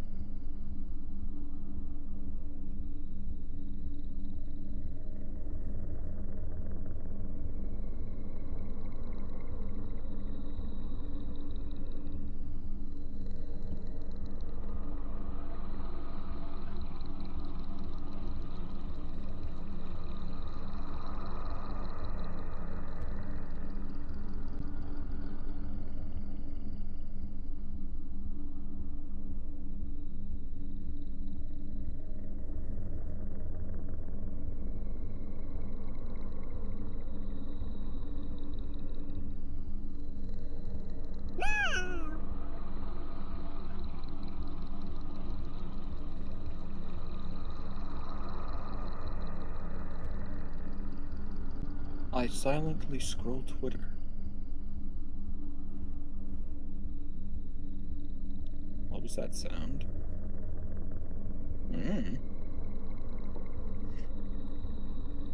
Me sniffling? Maybe?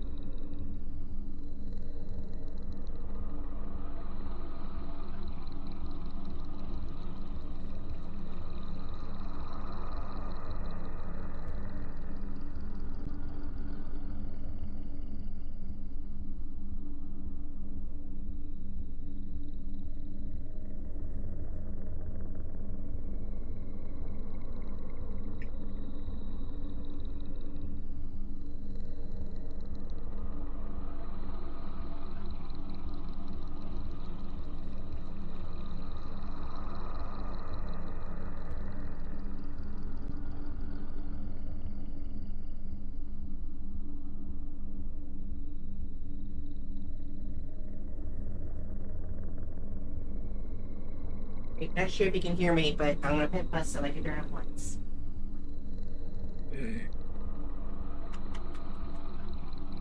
Oh, Daryl makes noise sometimes.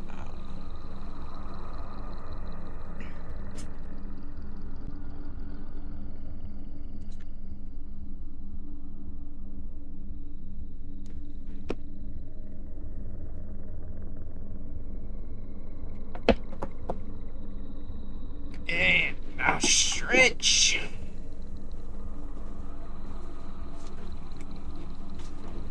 Those emotes are quite cute.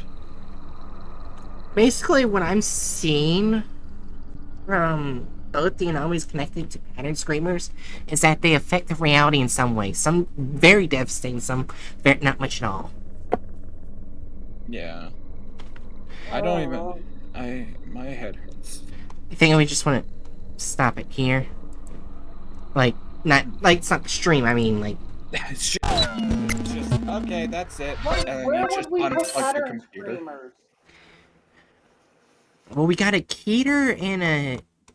I guess relatively safe, because they're stuck in that null. dimension. Chaotic neutral, says Give me a Bookworm. sec. I'm good with that.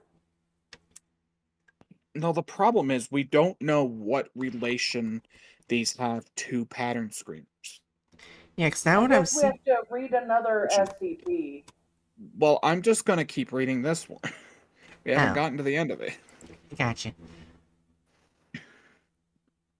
Alright, ready. Okay, let's see.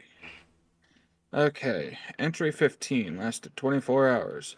In this set, -2 was replaced with a black spherical object, and 2821 reached a brightness of 100,000 lumens per square meter.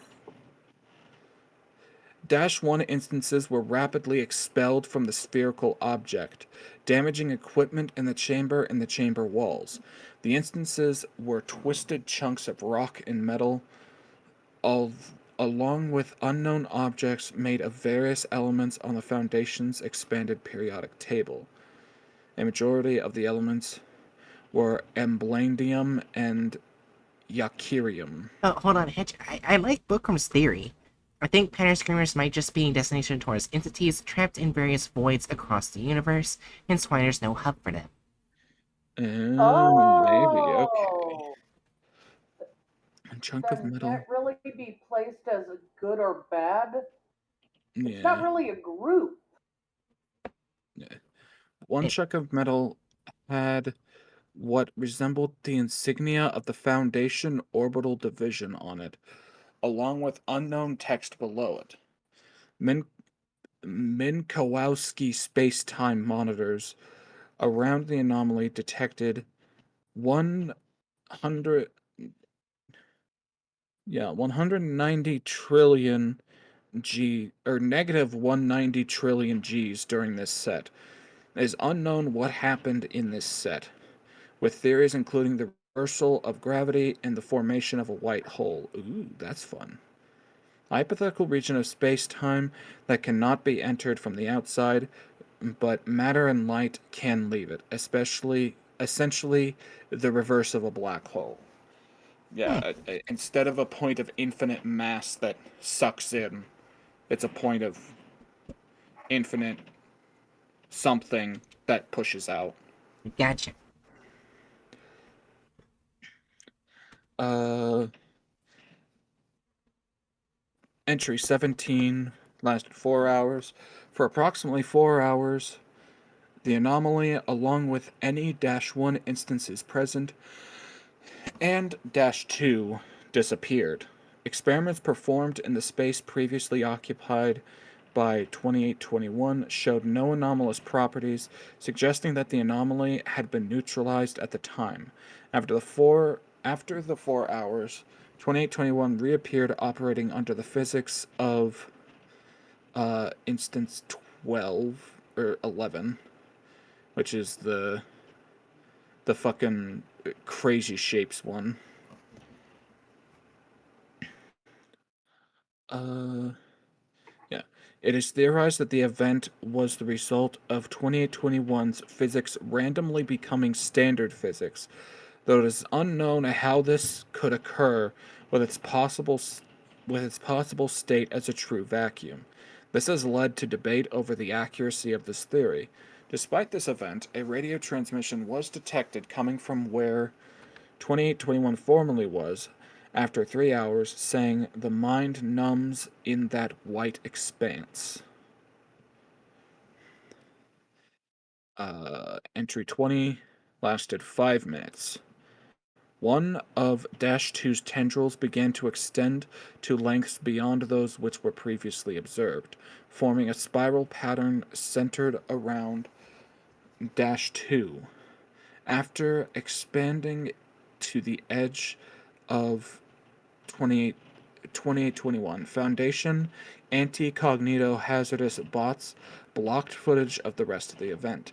This event is the only observed behavior of its kind from -2. Request to experiment with the footage to determine any cognito hazardous effects is pending.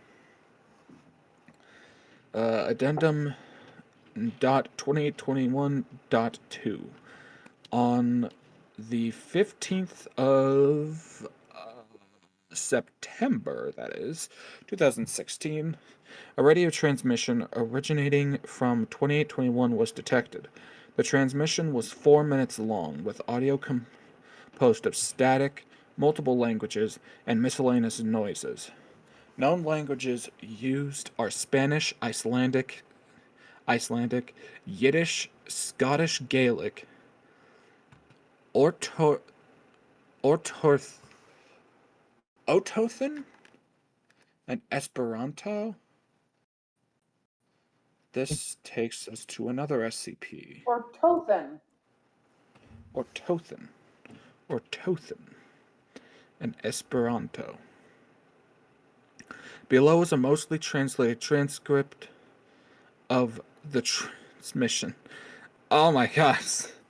How, how many times can we smash the suffix trans into one sentence without mentioning trans people? Words that have no exact translation to English are in brackets along with any sounds or unknown words. Capitalized sentences show any loud portions of the transmission. Okay. Trapped, imprisoned, there was void, and it was maddening. Horror, abomination made dolphin whistles. Stay. They build a lock and threw away the key. Whale calls, left area out of realms and back to unknown. Shattered, broken. The comrades were ensnared in the wires and bled, broken. A minute of static. The home returned to is in chaos. Reality ended with dolphin whistles. Reality ended with dolphin whistles. Absence. And its killer stares back at me and into my being. Unknown. Consumed and fragmented and torn asunder. Trapped, imprisoned. Guards, unknown hounds, got them and ripped their minds. The flesh was extracted and stored forever. Fix, repair. A minute of static. Yesodon, believed to be an organization of unofficial name for one based on texts from GOI 03088, the Church of the Second Hytoth. Oh, I remember them. Yeah. Yesodon, a horrid name, and when it is slain, when the embodiment unknown is struck down, sounds similar to construction work. Order, patterns. A minute of static with random fluctuations in volume. Whale whistles, scream. Yesodon, listen. Static until the end of the transmission, with noises similar to the sound of waves. So yeah, basically it looks like just entities like what Bookworm said. Trapped in different voids. This might just be a destination towards entities trapped in various voids across the universe, where there are no hub for them. Yeah, I think that as well. Therefore, I don't think it should get a classification of good or bad. It's just very unfortunate. SCP-3930 does not exist. Really? Because it immediately popped up for me. No, I'm saying it right here, because in description, SCP-3930 does not exist.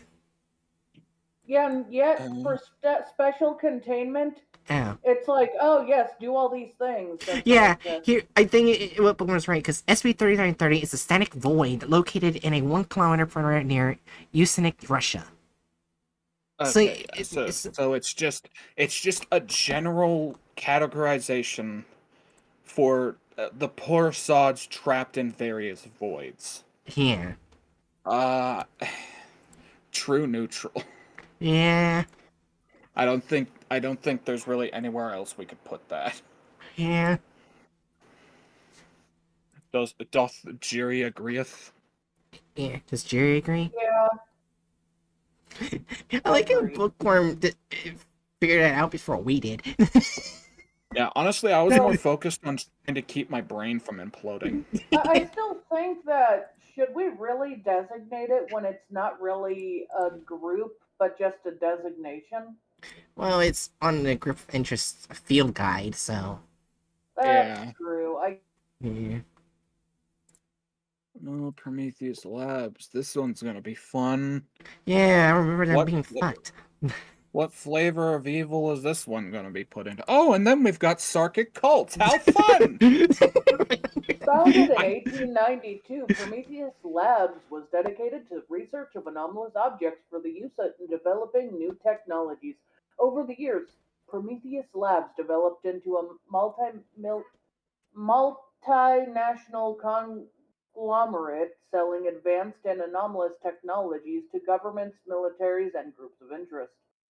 Throughout its history, Prometheus Labs displayed a nominal amount of cooperation with Foundation efforts to protect normalcy, and at times even collaborated with the Foundation, but refused to cease its study of anomalies and resisted Foundation oversight.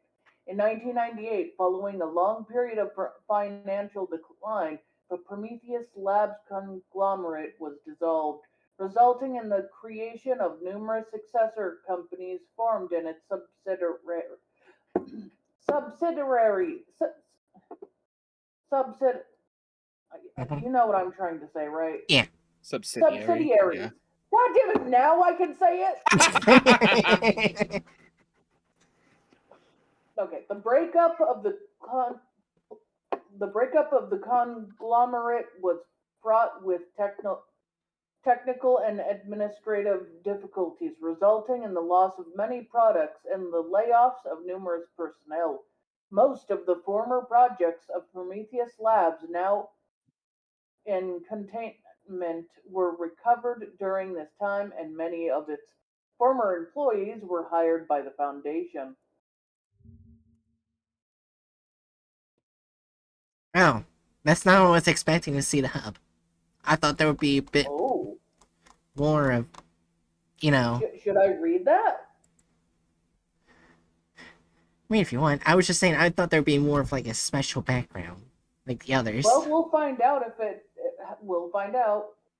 Prometheus was no god. It's something that many people forgot or do not understand. He was neither god nor man, but made of older stuff. He was a titan. When Gaia and Uranus mated, they made many children. The Heckin Tuckin, I know how to say it, but god damn it. He can What? oh god. Heckin Tuck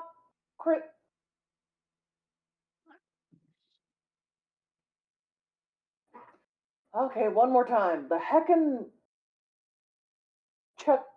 You know what? Maybe if I listen to someone else say it, it'll be easier. So I'm gonna do that really quick, right? Okay. Okay. I don't know how to pronounce that either.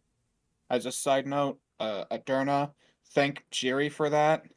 We I suggested the idea of a "You Tried" sticker because of uh one of the previous groups called the what was it, the Parawatch, which is literally just a UFO group effectively. They're just incompetent neutral.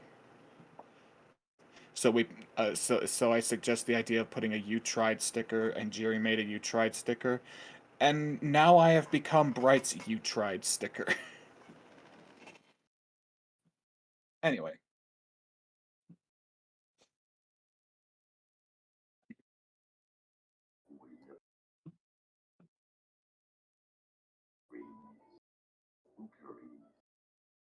How do you say it? Katonkuri. Okay. Heckin Tuck. God damn. I literally just listened to it, right? Heckin Tuckrides. Okay. That's probably not how you say it.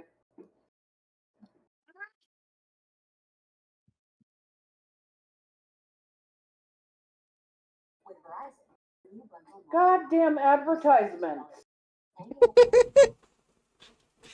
If you want to listen to how the swear is said, subscribe to Patreon. There we go. okay. Heckin Tuck.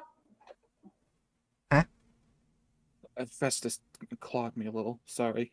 Go ahead. Hecatoncheires. Hecatoncheires. Okay, there we go. The Cyclops and a dozen other monsters that roam the earth. Were you saying something, Bright? Now, Okay. Each one Uranus imprisoned back inside Gaia, all of them, until she bore the Titans, whom he was pleased to look upon. Mind you, his son Saturn later castrated him and usurped him as urging.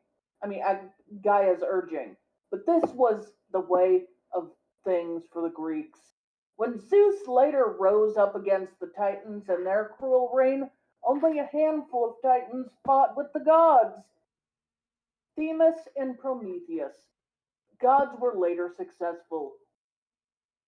It would be foolish to claim that Prometheus was the sole originator of their victory, and I will not do so, though many of the ancient authors did. Prometheus fought, after all, for selfish reasons. Men. Prometheus granted writing, science, farming, medicine, and math to humans and his children. The gods granted suffering and demanded sacrifices. When did Prometheus ever ask for a burnt carcass in his honor? Men were one of his creations, you see. He wanted them to be kept safe and strong and viable. He wanted them to be blessed by the gods and looked after. Zeus was angered when he stole fire, and had him chained to a rock to have his liver eaten by an eagle every day. Just as Prometheus stole fire from the gods, so too do we wrest the secrets from the universe daily.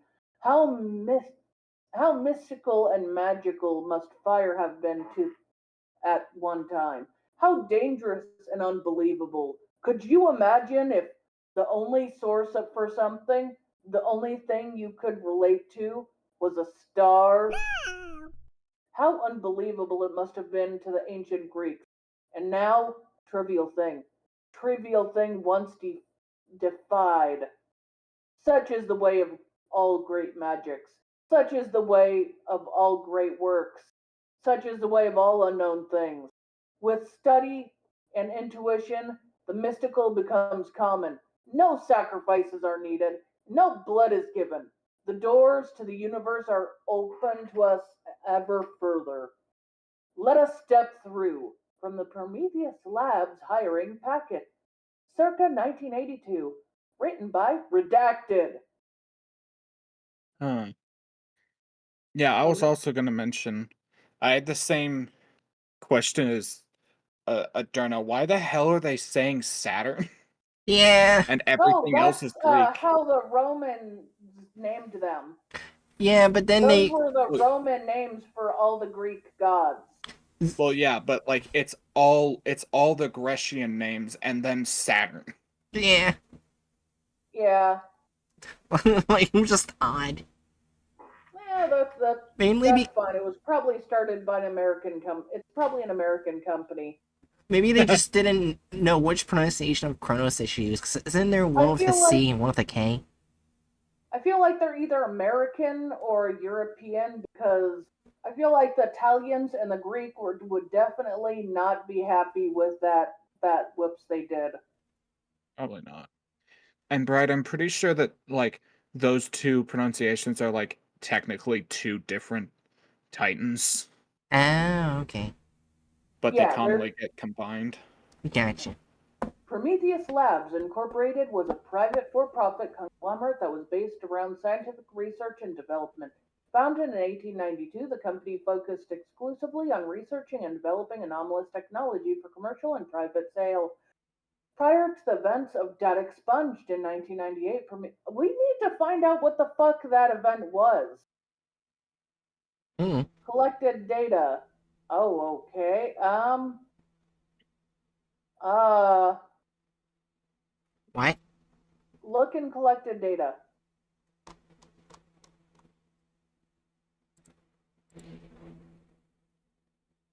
Oh, that's just stories. They're very intense. Eh, Yeah. should probably finish this though. Okay. Oh, we should finish the overview? Yeah, probably get more information. Okay. In 1998, Prometheus Labs, considered to be one of the most prolific competitors of the foundation. It had a large public profile as a purveyor of high-quality electronic, medical, and pharmaceutical, automotive, optical, and industrial goods produced from anomalous research. Prometheus Labs had classified contracts from various worldwide militaries, primarily the United States. It developed numerous specialized technologies for these groups, aimed at enhancing their military capabilities, such as redacted. Prometheus Labs was affiliated with most of the major groups of interest, having engaged in lawsuits with the entertainment industries, purchased objects from Marshalls, Carter's, and Dark, and worked with the Church of Maxwellist Rice to develop brain-machine interfaces. Designed low-cost food alternatives for Monarch Charitable Foundation, sold tools and supplies to Are We Cool Yet? The Global Occult Coalition, and the Chaos Insurgency, and waged industrial espionage against GRU Division P. Prometheus Labs was neither openly antagonistic nor helpful to the Foundation. The Foundation offered to design custom containment protocols for Prometheus Labs' more volatile objects, but were declined. Following data expunged, the resulting cover-up, many of the projects in development were seized by the Foundation. Surviving personnel taken to the Foundation's employment, it is believed that other groups of interest also stole objects and research from the facilities. Prometheus Labs had numerous network branches and affiliates and offices around the world. Although all of these locations had generalized work, they were primarily dedicated to individual specialized fields of research. For instance, the Prometheus Labs branch in Qualca focused on optical research with lasers, while a New Mexico facility was dedicated to computer sciences. Prometheus Labs also had more esoteric faculties, such as a laboratory in the Marianas Trench that researched planetary engineering. Certain documents indicate the existence of a fully self-sustained facility on Mars which studied nuclear physics and quantum mechanics, and a facility constructed in the Jurassic period that researched genetic engineering. These facilities have yet to be located. How the But once fuck? located in the Jurassic period, I would find it a little hard. How the fuck? They just yeah, okay, that's something to add to the end. Okay, so they've been to the Mariana Trench, and they've been to Mars, and they time traveled back in time and saw some stegosauruses. Like, and for some reason, we can't find the lab that's like before humans existed. Yeah, Like tectonics fucked it up, probably. we Let's gotta. be honest. Hmm? Oh, like over 90% of things from that time was never fossilized, so Yeah. that would basically be gone. So we got a So- bunch of information, but they're defunct now. I'm guessing Yeah, we're they're ranking both when they were active. And when they were acted, as far as I'm concerned, I mean, on one hand, it sounds like they did a lot of very valuable research. Yeah. On the other hand, they were a supplier in the industrial military complex. Or I guess the anomalous industrial military complex. The Booker says lawful evil because military corp. Let's look at I- Prometheus Labs format. It has more information. Okay. I think this is just. I think. Oh, maybe. I thought this was just how you write articles. Never mind. Go ahead. Prometheus Labs is first and foremost a research and development corporation. There are many problems that we are working to solve, but as for profit company, there are limited funds available to solve them. Therefore, Prometheus Labs must prioritize funding for those projects and research that we must, that we feel deserve it. However, we pride ourselves in the independent research performed by our world-class scientists. Products such as mental web and teleportation were developed. Teleportation? Okay. Bruh.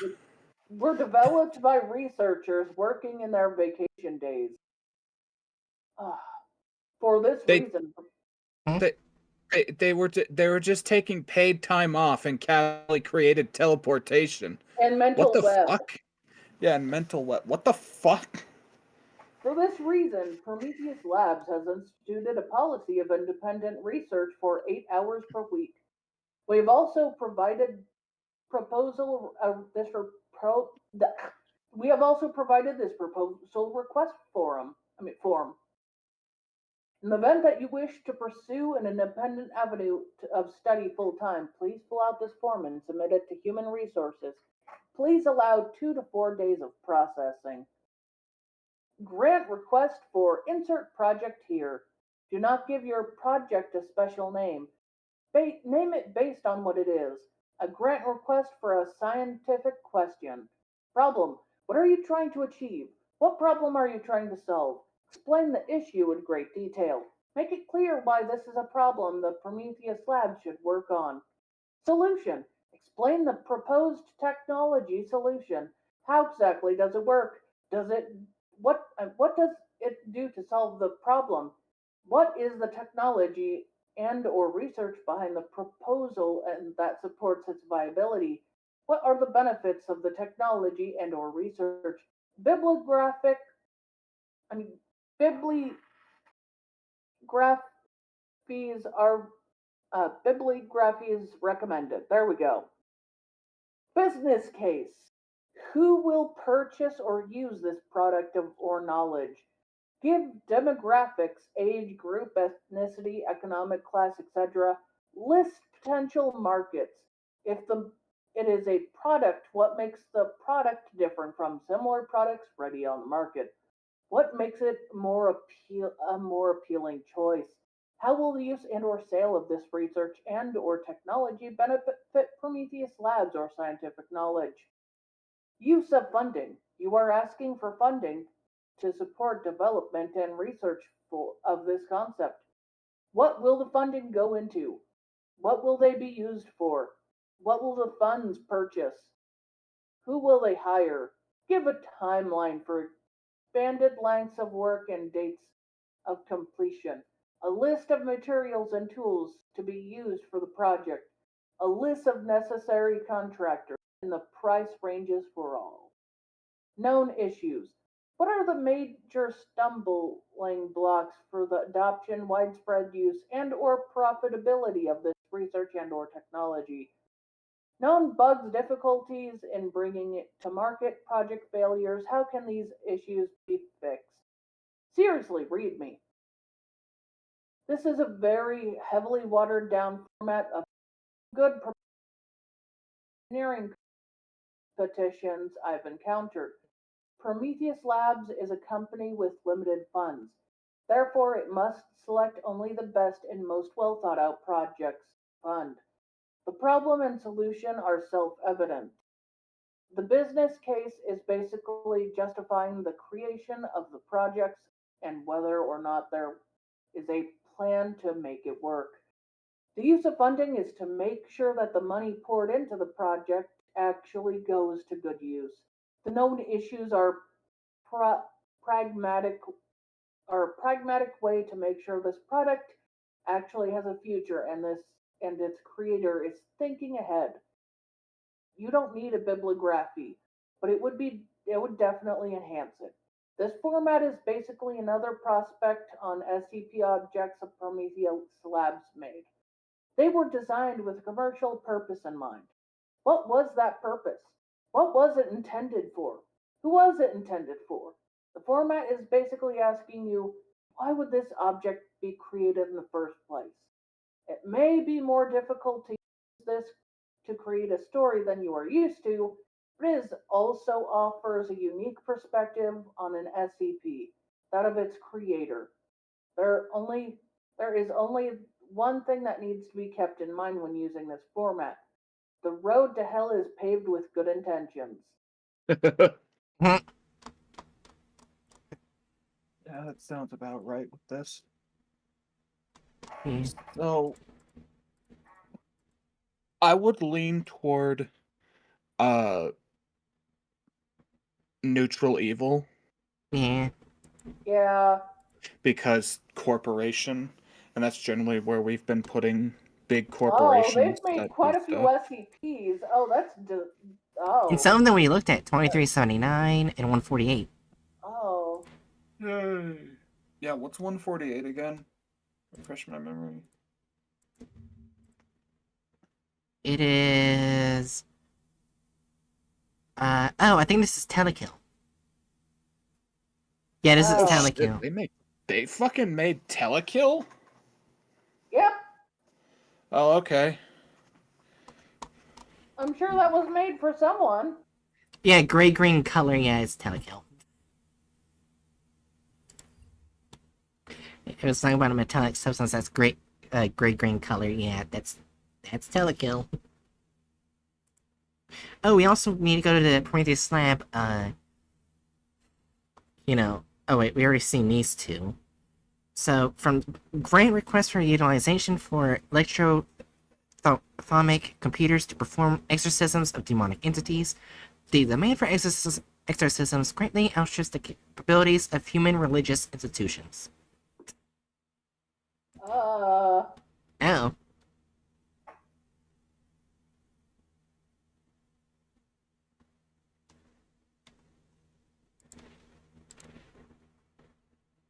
Alright, so... Alright, so we're thinking neutral evil? Yeah, neutral evil. It's evil, but it's not trying to be. It basically paves the way to get to hell. Okay, I got confused on which one it was simple, because I didn't think that this was Prometheus Lab's symbol for a second. The weird atoms surrounded by a spiral. Yeah. So we're You gonna don't try know and what fight that exorcisms, means, but do better. you? Well, maybe. Anyways, here's the next fun one we know is not gonna go We into... know Sarkic cults is evil. We don't know where it would fit in evil. Yeah. Anyways. I feel like I can confidently say it'll be chaotic, given the fact that it's multiple different organizations, just with the broad label of having Sarkic cults. The You know, last that's fair. paragraph is definitely going to prove your point, Hatchet. Anyways, Sarkic cults overview. Sarkism is a religious philosophical system that encompasses a variety of traditions, beliefs, and spiritual practices, largely based on teachings attributed to Grand Karsus Ion.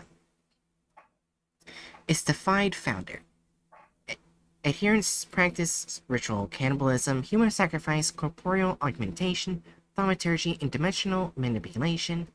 Highly secretive, and general public appears to have no direct knowledge of their existence, the one exception being the COTBG, who views them in apocalyptic terms. Organic manipulation has allowed certain Starkicites to achieve anomalous states of being transcending the physical limitations of baseline humans. The disease is viewed with reverence, and Sarkic shrines have been discovered with offerings of swollen lymph nodes and tumorous growths. Sarkic cults treat contagions as consecration, a means to cull the weak and purify the masses, and thus actively seek to ensure their spread. The Foundation divides known Sarkic cults into two distinct strands: Proto-Sarkic and Neo-Sarkic. Proto-Sarkic cults can be found in insular communities throughout Eurasia's most isolated regions. Its followers generally poor, if self-reliant, and hostile towards outsiders.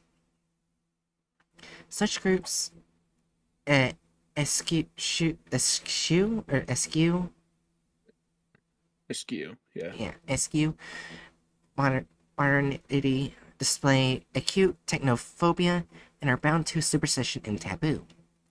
In contrast, neo-circuit cults are cosmopolitan, publicly embracing modernity and showing no apparent qualms with technology, their public lives differing little from others of their culture and social status. Adherents are primarily affluent families rich in history and scandal. Last paragraph. Ultimately, it is believed that the Foundation only knows a fraction of what sarcasm is and what its followers intend. Based on the available information, the speculated goals of circuit cults represent an SK-class dominance shift, including the possibility of an SK-class end-of-the-world scenario. Yeah. Well, let's just say chaotic evil and move to the group. Yeah, I feel all we have to do is say they probably made the flesh that hates. They definitely made the flip. Let's see if it's actually connected in the anomalies over here. Surprisingly, no. That is a Yeah. lot of fucking anomalies. The Sarkic cults are so fucking popular for Well, writers. let's actually look at is 610. Look up 610 because you went by fast. Oh, look up 610. Fuck, how do I do it again? Wait, hold up. There's CH610. Oh. That's like Well, international. Yeah, go back up, right? All the way to the top. Try clicking on organisms. Oh.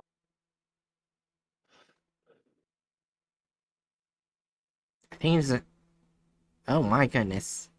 There's SCP-2095 Hmm. and 2075.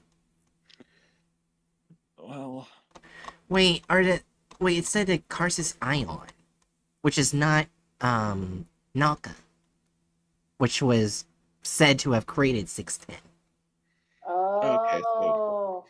just very similar methodology, but not quite the same. Yeah, the old god Yaldabaoth. Right here.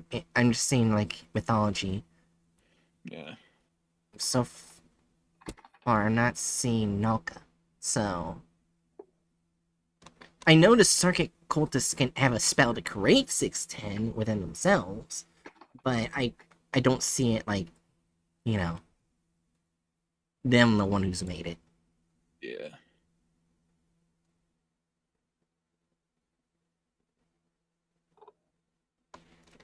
So, yeah. Oh wait, here we go.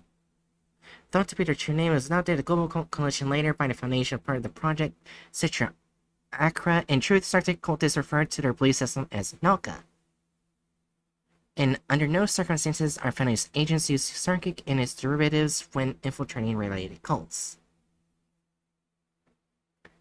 Okay, so yeah, they did. Alright.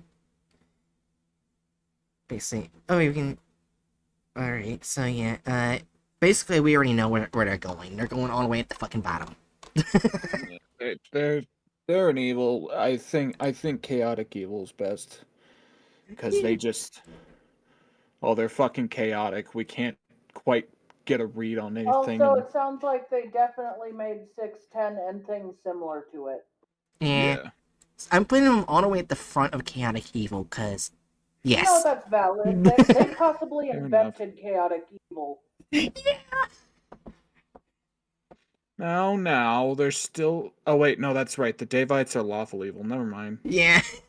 It's a Yeah, lawful just evil. remember, the god they worship, like one of the gods for the Sartic cults, is literally a goddess that's like, fuck knowledge, let's be wild. Yeah, and then McCain died beating their ass. Yes. All hail knowledge. Yeah. Anyways, we forgot to look at the. Oh wait, Aditium. Remember that's from that group, Flesh Puppet group. Oh no. Yeah, the puppet guy. Yeah, so they're connected to circuit cults. That makes sense. Oh my god. Someone needs to read that with a silly voice that's full of like self-belief. I am Ion, Grand Causist of Adiatum, and I have borne an intolerable force. For someone came at me headlong in the morning and dismembered me with a sword and tore me apart according to the rigor of harmony. And having cut my head off with the sword, he mashed my flesh with my bones and burned them in the fire of the testament until my body transformed. I shall learn to become a spirit. I sustained the same intolerable force. Jesus. Oh. The gods do not change. The gods do not exist. Not truly, but they wish to. The void screams for a mother that will never come. Life is drawn to the void like flies to decay. The void wraps itself in sinew and bone and blood, a facsimile of life. The void is a god-shaped hole. It knows nothing but hunger. Oh my god, that Perfect. was perfect. I'm having fun with this. Surely when one feasts upon mortal flesh, one should exult in the glory of the self. But when one feasts upon divine flesh, one should exult in the glory of the gods. You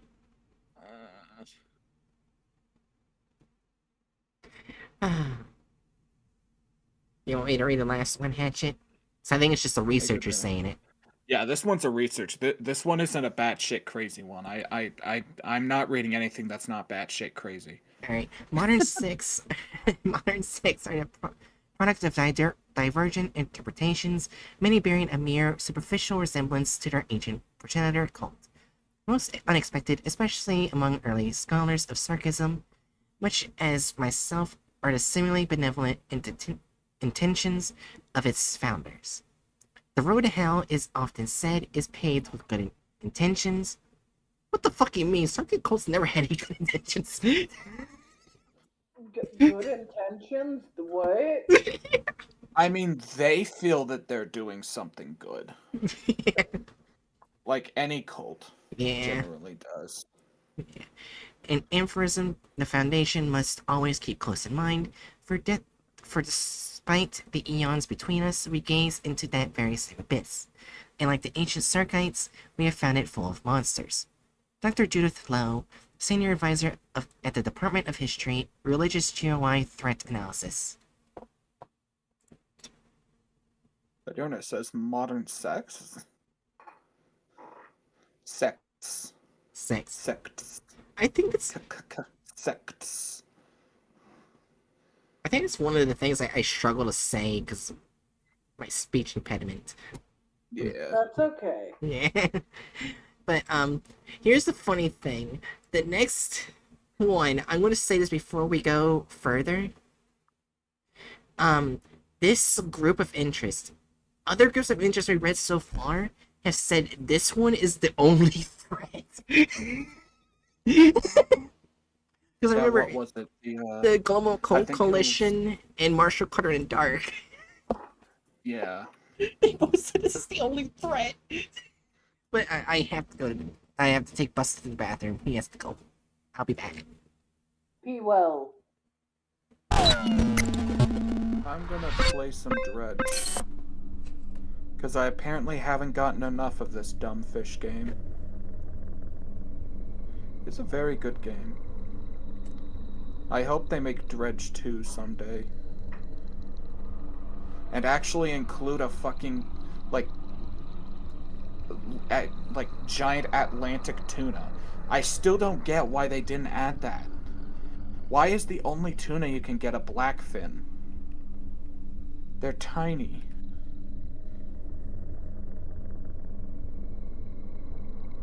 Like if you're gonna be depicting big game fishing, how can you not add a tuna?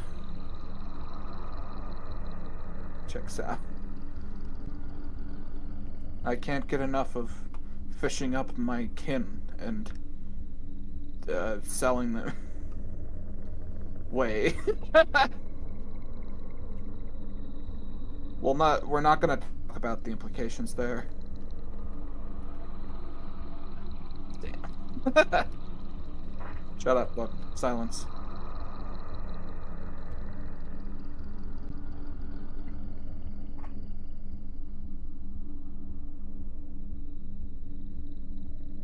Jerry, you get the privilege of choosing which I catch first, a mackerel or a cod. Mackerel. Okay, I'll catch a mackerel first. Sorry, I should probably say cod. I know they're more popular. On cod, no carp, for eel. Oh my gosh. I will never stop saying that.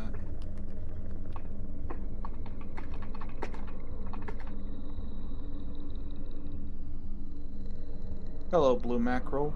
Welcome to my boat. You shall become someone's dinner.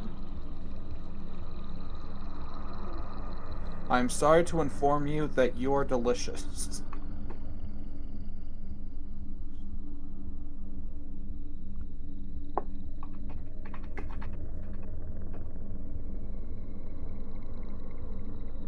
I think if I was a fish, I would probably be something like a blind shark. That's probably why I like them so much. That's fair.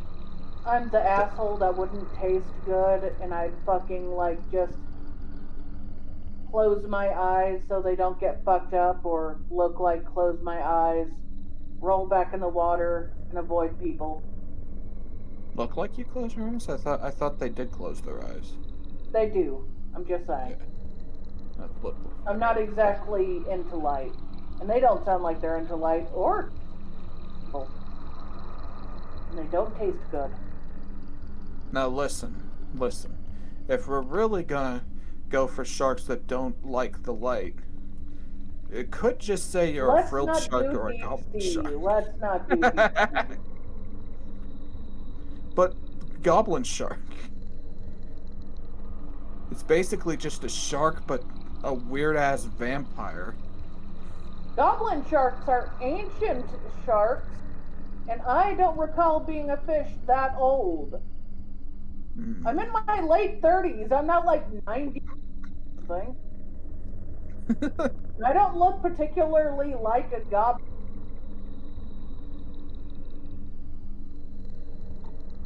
To be fair, I don't particularly look like a gar. I guess I'm very large. That's about it. I don't have a long face. Well, gars look very nice, and you look nice. Falsehoods. But can you deny gars look nice? I mean, gars look nice. And we think you look nice.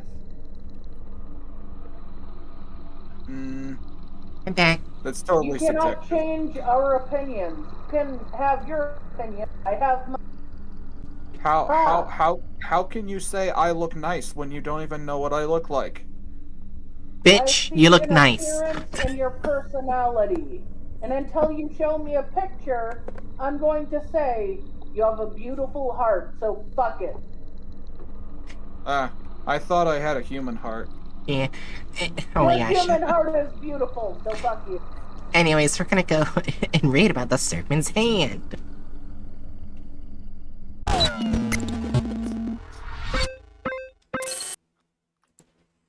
Alright. The Serpent's Hand. Overview: The Serpent's Hand is a small but formidable organization responsible for several security breaches. At least 3 different individuals have been encountered, all of whom use possible or confirmed anomalous items for infiltration purposes, including SCP-268, which was stolen from the Foundation, who had in turn recovered it during a raid of a case insurgency facility. The total number of members belonging to this organization is unknown, as is their level of technology, number of possible SCPs held, or total level of threat.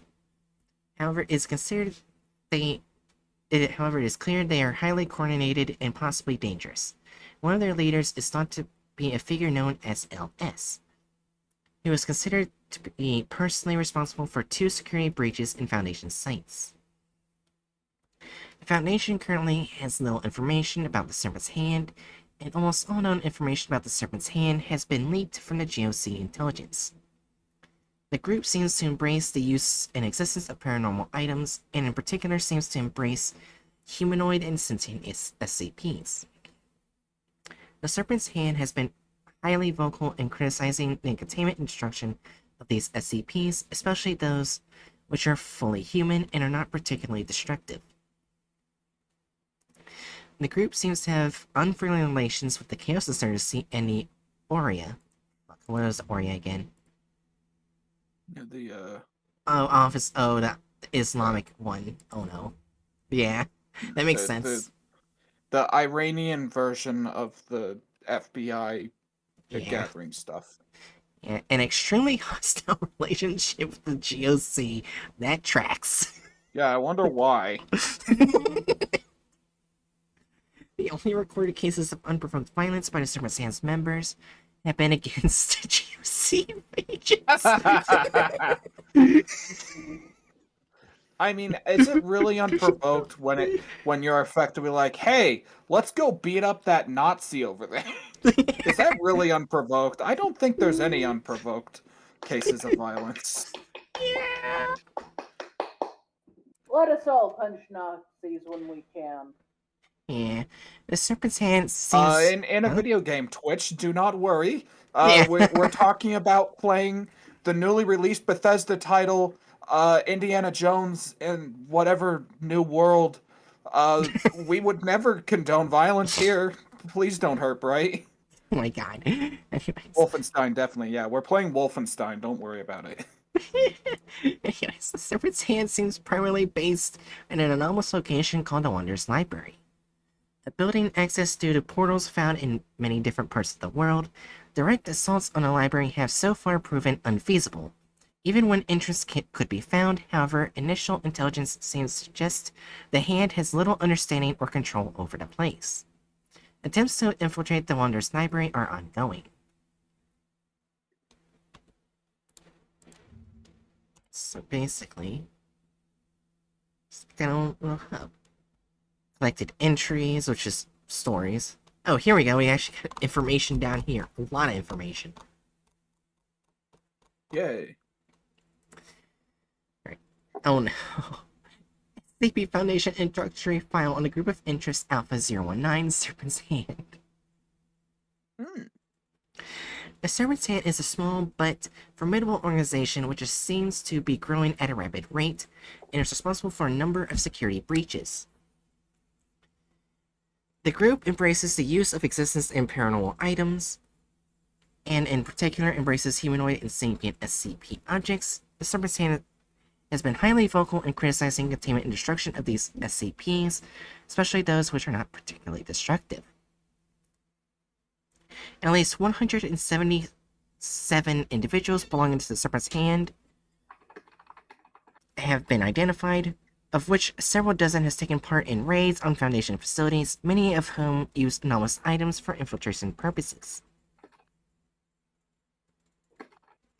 The total number of members belonging to this organization is unknown, as in their level of technology, number of possible SCPs held, or other level of threat it is clear they are highly coordinated and often dangerous. Their numbers appear to be increasing faster as more anomalies appear in the world. Serpent's Hand came to the Foundation's attention after encounters with the individual known as LS, who seems to be a leader within the Serpent's Hand, and is personally responsible for 2 security breaches in Foundation sites.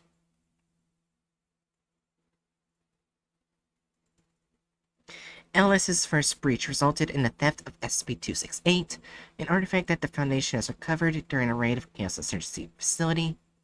Foundation's first learned of the Serpent's Hand after LS's second breach of the Foundation's security. The identity of LS has yet to be conclusively verified, though evidence points to the person of interest known as the Black Queen. Which, they already did them. Yeah. Yeah. For a long time, the Foundation had very little information about the Serpent's Hand. Existing information was received mostly through leaks from the Global Coalition intelligence. It was limited or incomplete in nature.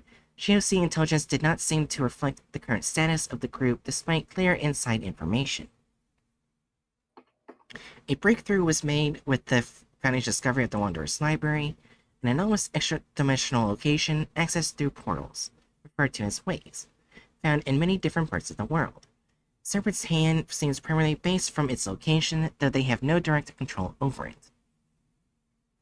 Direct assaults on the library have so far proven unfeasible, even when entrance could be found. Foundation agents presently do not seem to be able to access the library without making use of anomalous methods, and even then with near zero success rate.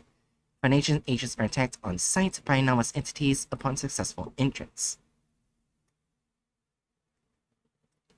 This also seems to be the case for GOC agents, though some are merely escorted out while others are killed immediately.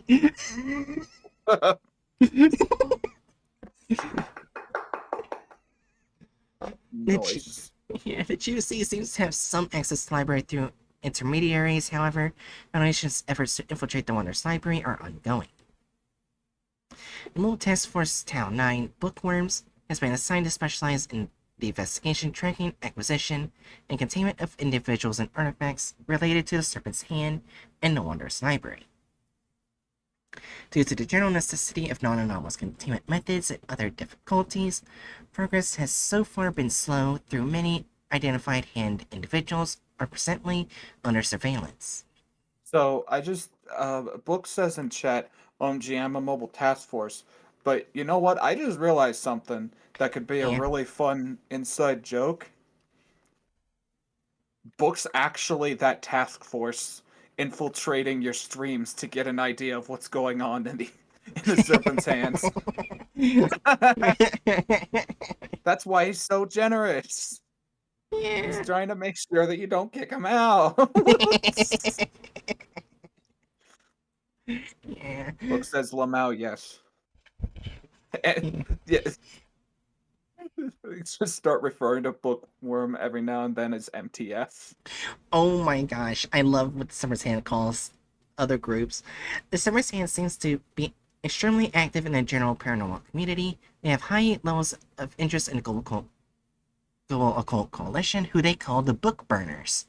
Fair enough. Oh, that's good. That's really good. And the SCP Foundation itself referred to as the Jailers or Jailers. That's Very actually good. valid. Regarded with both with animosity. The Hanson relationship with the GOC is particularly hostile. Most recorded cases of unprovoked violence by Serpent's Hand members have been against GOC agents. The Serpent's Hand So- seems...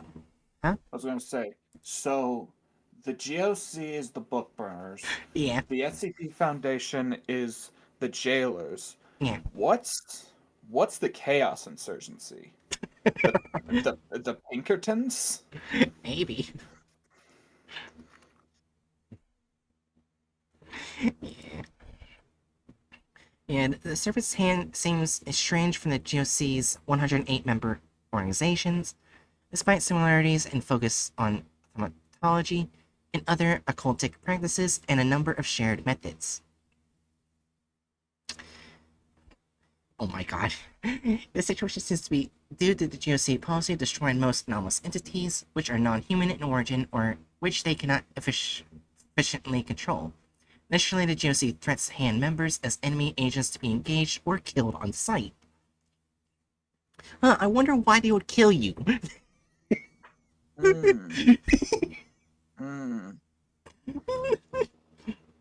Again, is it really unprovoked when you see Mustache Man over there, and you go up and punch him. Is that really unprovoked? Yeah.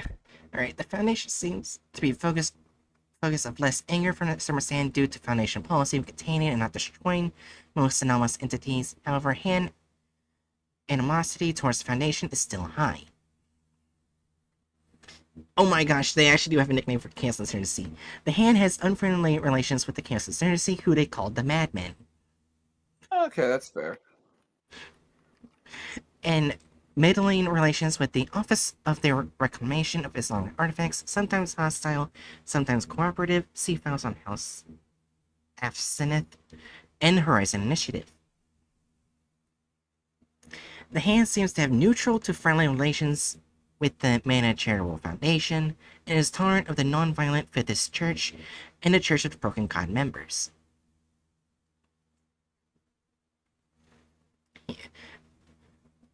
A few members of the Hand seem to be also members of the Are We Cool Yet, though they seem to be among the more pacifist members of that collective. A number of non-Are We Cool Yet anomalous artists have been identified in Hand's ranks as well. The Hand seems to have occasional interactions with agents of Marshall Carter Dark, whom they call the Merchants, within the Wonders Library, though they seem neutral rather than friendly. Outside the library, Hand members have clashed with Marshall Carter Dark agents on several known occasions. I'm guessing they're just the Hand is trying to buy the SCP's away from Marshall Carter Dark, or something like that. I'd imagine, yeah. Fair enough. Yeah. Hand raids on Foundation facilities have been steadily increasing in number, as has their ability to evade capture and to successfully liberate SCP items. Formerly, the GOC seemed to be able to keep Hand members in check, but this no longer seems to be the case. Efforts to neutralize a Serpent's Hand in a more prominent fashion are ongoing. So the Foundation even sees this as a major threat now.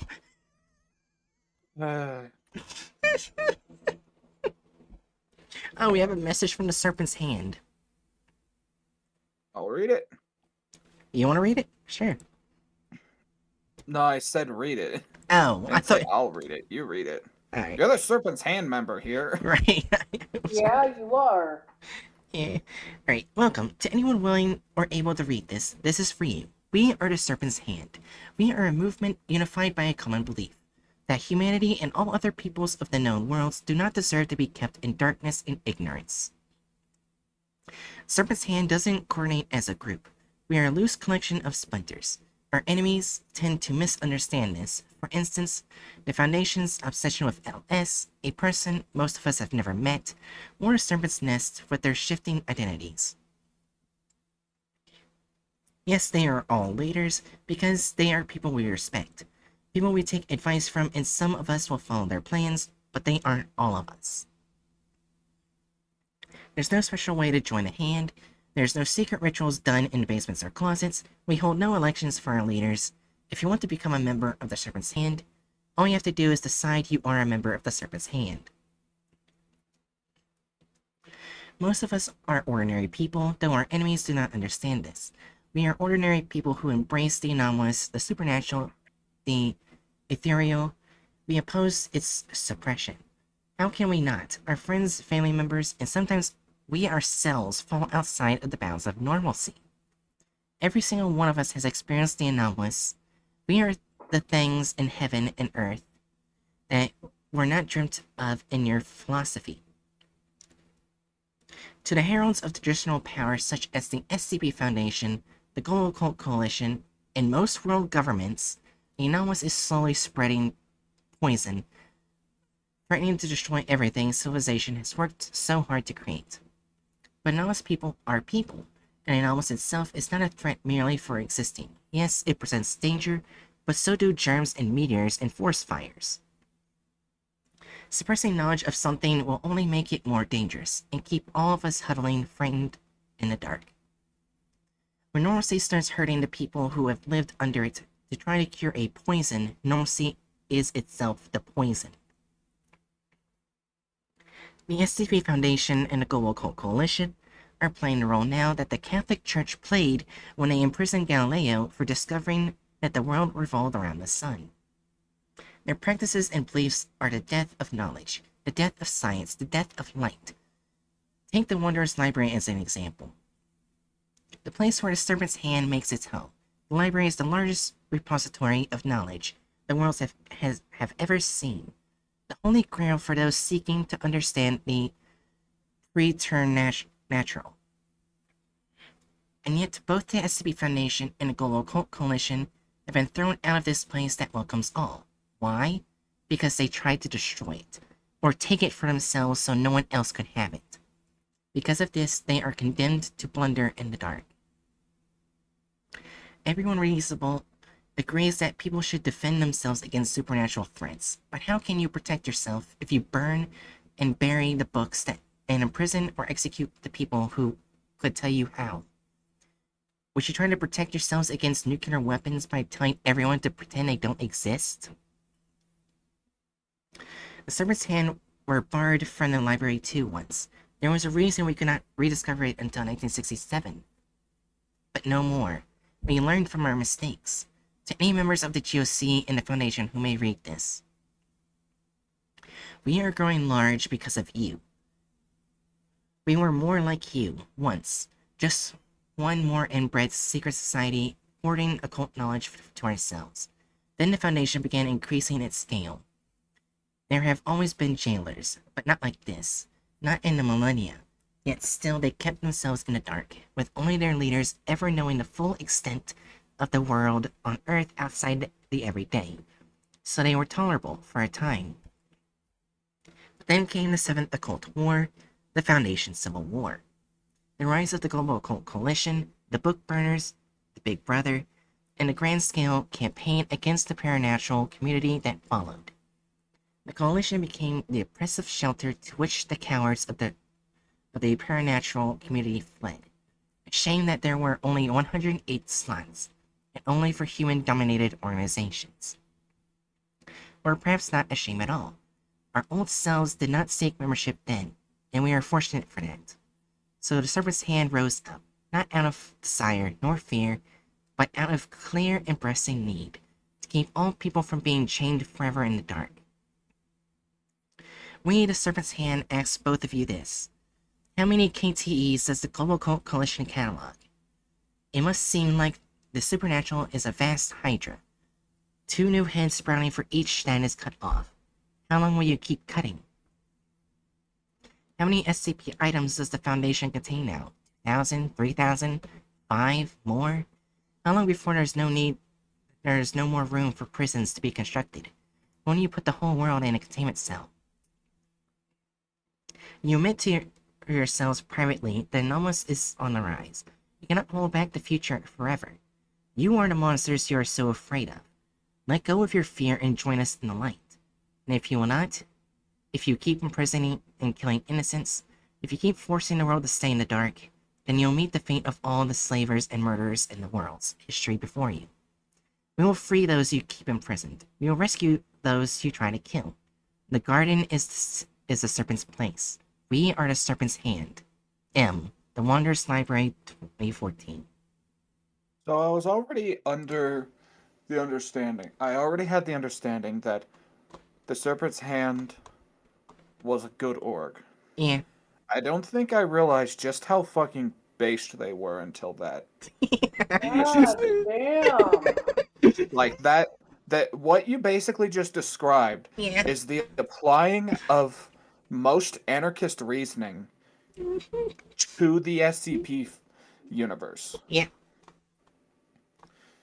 Like this is a proper anarchist organization of sorts. It's completely decentralized. It has a strong and pressing message, and especially the fact that their points, let's just be frank, are entirely like unassailably correct in this case. The anomalous is going to continue. You can't continue to try to kill them all. You can't continue to try to jail them all, especially when you're putting resources towards keeping otherwise innocuous beings behind lock and key when there's way worse threats out there. Mm-hmm. All this is to say, Gamers Against Weed has a new friend in Chaotic Good. I agree. Oh man. Yeah. Yeah, I was also kind of thinking the entire time I was reading, I was like, what if they knew about the bears? They would probably give therapy to Yeah. the children the Foundation doesn't. Absolutely, yeah, Yeah. 100%. 100%. This orb's entire purpose is limiting the amount of damage and harm that attempting to hold up the status quo causes. Yeah. Oh my gosh, there's a Man, little those picture here. poor kids. Yeah, they are the. Oh God, we're going from the Serpent's Hand to the Shark Punching Organization. Yeah. Alright, so there is one line I didn't get to read from the Security Breach Incident X23. From the, the field guide. The divinities of fear and order who come to walk in the cool evening air are only visitors. Do not fail to see the evil hiding in the light, nor the aromatic beauty of the palest flower of darkness. Hmm. Yeah. But we basically know where this is going. Yeah, That easy basically K. sounds like they're saying some things that are hidden in the darkness are the most amazingly beautiful things, and some things in the light are some of the most evil things. So yeah, basically you can kind of see why I joined the Serpent's Hand. And especially like the Yeah. early parts talking about normalcy and stuff like that. Yeah. It like it takes a page directly out of queer liberation rhetoric, Yeah. which I really like. That is just genuinely, after having heard all of this, if I ever get an SCP tattoo, it's gonna be the serpent hand symbol. Yeah, yeah. That's one thing. I do know that like some people think the Serpent's Hand is just a crazy group that goes around breaking anomalies out to put in the Wonders Library. No, that's not the case. That's the case if you Right, are only listening to the Foundation. right. Actually, not the Foundation. If you're only listening to the Global Occult Coalition, because at the very least, the Foundation is smart enough Uh-huh. to know that if they're going to fight an enemy, they need to know the enemy. Yeah. The Global Occult Coalition isn't that smart. They just say destroy. Yeah, and also like with Marshall Carter in the Dark, even they knew they were a big threat. You know Yeah. what? Maybe at one point I should have my character join it. Oh god damn. That's actually a really cool. Yeah, this. Also, I'm sharing the art that I custom made for Bright because Ah, it seems fitting. yeah. As a quick side note, I would dead ass be wholly in support of the Serpent's Hand logo becoming like an actually used like anarchist symbol in IRL protests. Because that'd be really cool. Yeah. Because it's got a similar vibe uh to like the Chaos Star, but less complicated history, and it's got a more ecological feel to it. Foundation law.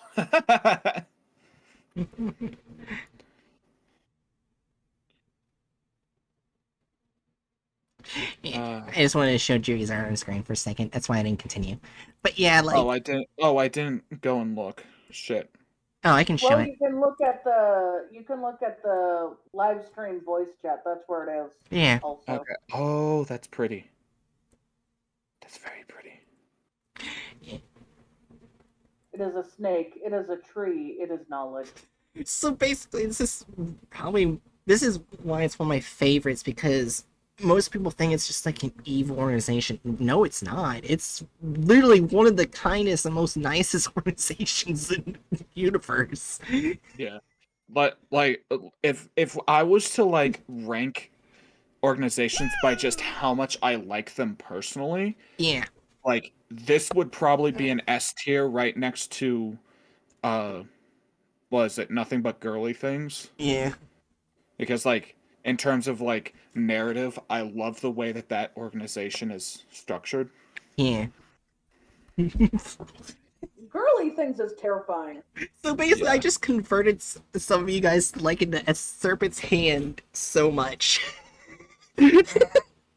Well, yeah, more than I already did. I already understood that they were effectively, like, the SCP or SCP lore's take on anarchism's answer to anomalies, but I did not know that they took it that structurally well. Yeah. For me, I did understand they wanted to these, but I didn't understand Mm-hmm. their reasonings quite as well as I thought I did.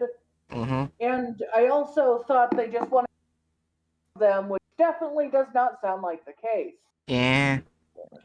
Anyways, I got a pet buster real quick. It was redeemed. That's very important.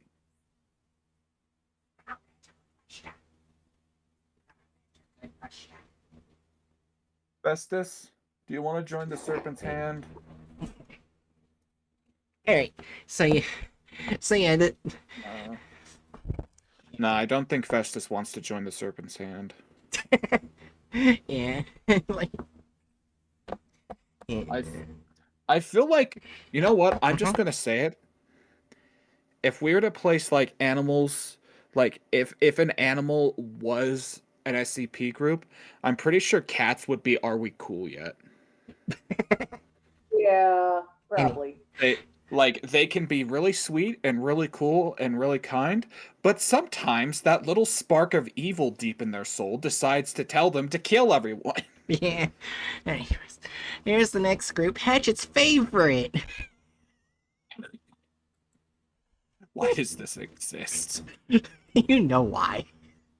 I know why. It's fucking bright, but still. Yeah. Anyways, the shark punning. I remember there was a time where how you pushed it so strong because that one asshat didn't like shark puncture. Yeah. Also, here's the thing. When Jury cut me off, you guys didn't really hear it well, but I accidentally said shark punting. I guess there are some sharks that are pretty puntable. Okay, so let me get a picture. Let me get a particular picture before we go.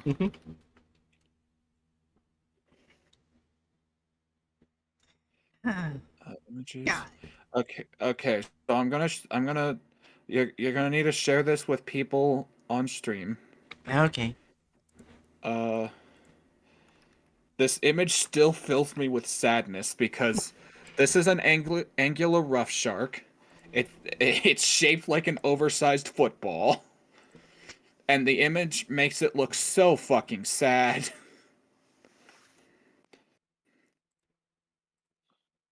But these guys are a very puntable size, but I highly suggest not doing that because they're called angular rough sharks for a reason.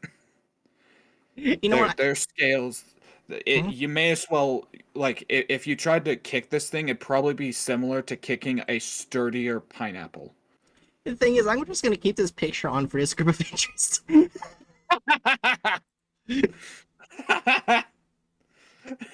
Oh, he's so sad. Yeah. Oh. Hookers just wear shoes. I always feel so bad for the angular rough shark. It looks like his entire this is the face of a creature that's had the worst day at work and comes home and there's like something severely wrong at their home. Like he is just on the edge of breaking. Yeah. Anyway. The Shark Punching Center. Overview. The Shark Punching Center, also known as the Hatchet. How do I say this? Salation? Alright. But Salation Punching Center. The Shark Punching Center, the... What the fuck is this? Salation? Yeah. How do I say this? Salation. Punjix Komben. Yeah, what Hatchet said, among others.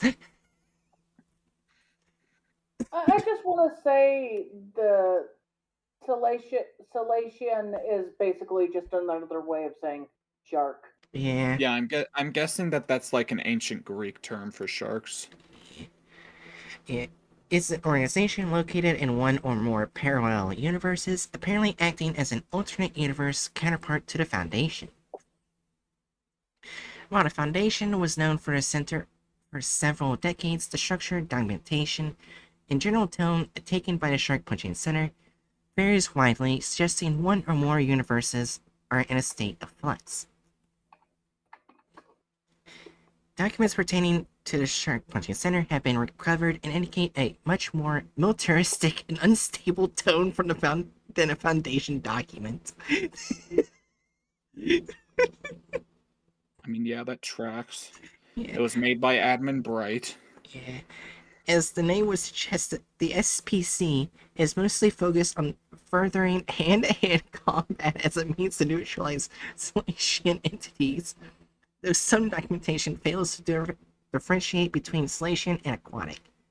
It is unclear if the Shark Punting Center has any knowledge or concern of or with Foundation activities. Also, it sounds like you're constantly saying the Shark Punting Center.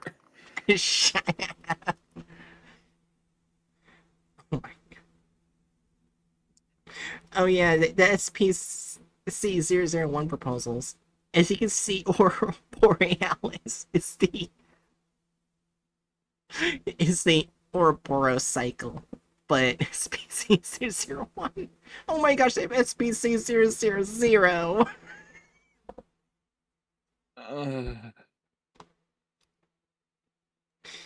Alright. Are there multiple 000s? Yeah. Probably, yeah, but they usually have like different indications, SPC and instead of SCP. Stuff like that. Oh my god. Wait, Bobble the Clown Shark? What? I need to click that. Oh no. SPC 993. Oh my gosh. Sorry. Continue. Here's a picture they show of Bobble the Clown. Oh my god. I'll quickly shut it on the stream while you're looking at the article. They do a good job of making that thing look punchable. Oh, there it is. SCP-993 consists of a single component, Bobble the Clown Shark, a children's animated television program produced by Funimation Studios starting in 1949. SCP-993 features the titular character, a sand tiger Salation with ambulatory tail fins in his day-to-day activities as a stockbroker and moneylender. Oh, episodes involve Bobble engaging unsuccessfully in insurance fraud and other business scams and becoming a victim of violence when discovered. Because of center augmentation, Bobble does not react adversely to pressure and is seen grinning and laughing in most scenes. Bobble persists despite his injuries. All damage incurred on Bobble heals between episodes and scene transitions. Okay, so this deadass sounds like if I had a fever dream that like took bits of information from our SCP streams here and my VTube avatar stuffs. So here's Like this is just a fever dream for me. Yeah, also the first episode title, Bobble pretends to be the IRS. That has to be God. one of the stupidest ideas I have ever heard in my life. Wait, Another episode takes place in the Wanderer's life. yeah, and Bobble gets beat up by Moby Dick while Captain Ahab watches. Also, there's No, it is not book. Not Funimation. apparently there's an Update.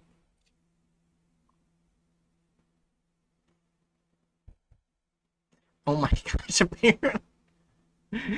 Watch Super Pugless Clark punch Dr. Savage Jr. in an epic once-in-a-lifetime unlicensed matchup against Slation Richard C. Chappell. Tune in on March 12th at 8/7 Central to witness old Doc Savage pulverize an Slation wrench. That's right, watch Century SmackDown number 993 live at the Dr. Mike Tyson Coliseum. Buy your tickets today. Oh, I found out why 3 is labeled as an SCP. Apparently, when during 1969, all further airings of them were emitted as a squalioed hazard. The fuck is that? Let me look at that. A hazard of salation origin. What a fucking a hazard of salation origin? Yeah. Produced by the character Bobble after years of torment. Viewers under the age of 10 affected by the hazard became enraged by the concept of salations and sought means to pummel them. In the Yeah. center's luck, this compulsion ceased after the program ended, though the feelings persisted. So yeah, I went back to the hub. There's 2 SCPs. Look at SPC-140 for example. These people want to punch sharks so desperately that they're willing to risk the Davite Empire taking over the world in exchange for better shark punching techniques. Oh.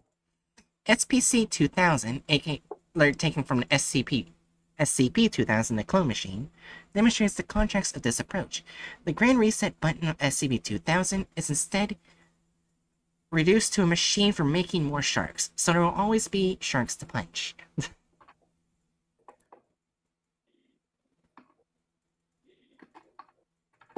This is one of the single most cracked out groups of interest that we have come across. Yeah. Oh my gosh, there's Yeah. SPC-2316. You know, SCP-2316 is don't look at the bodies. You don't recognize the bodies in the Oh water. no. Oh no. What is it? You don't recognize the sharks in the water? It has never been safe to go back into the water.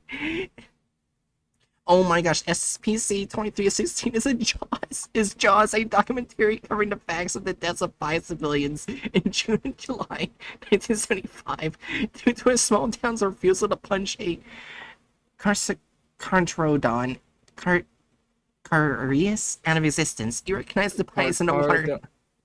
Huh? Carcharios. It's a great white shark. So basically, it's just Jaws. They are calling Jaws a documentary.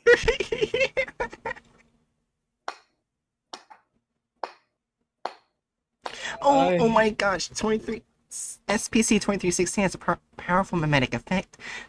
Though non-deviant in nature, studies have shown a person who views it is 70% more likely to creep the statement, "I support salation pugilism," than before viewing pugilism. I believe a pugilist is someone that specifically beats the shit out of people with their fists for money. So this is just the Jaws movie making people want to punch sharks more. Again, this is one of the most cracked out things we have ever looked at. What do we list this organization as? It's literally just people who want to punch sharks. Should I let my fish-based bias affect what I say? Oh my gosh. Sure, after all, sharks are actually very important for aquatic sea life. Hatchet, you're gonna like this. SPC 1981, Ronald Reagan sharked up while talking. That is the most based statement I have ever heard in my life.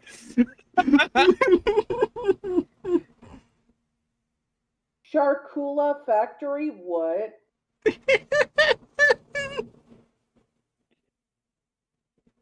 No, so incompetent evil. Well, I feel like it deserves its own category. It's like, what? I, how the fuck are we supposed to analyze this one? Tales of glorious. Oh my god, mockery. Oh, there's the Dash Chase. SPC 173. Is there a shark statue? Oh no! It's- No! SPC 173 is a single component inanimate statue of a shark. Constructed from seashells and driftwood. Reefer True is a typical inert and generally is of no danger to personnel of its immediate vicinity. Reefer True enters an active state. However, when any person visually observing it clenches either one or both of their fists. Henceforth, victim, when this occurs, Reefer True will become animate and approach the victim, will then break a single digit of the offending hand and return to its original position. So it basically hurts you because you're threatening to punch it. Yes.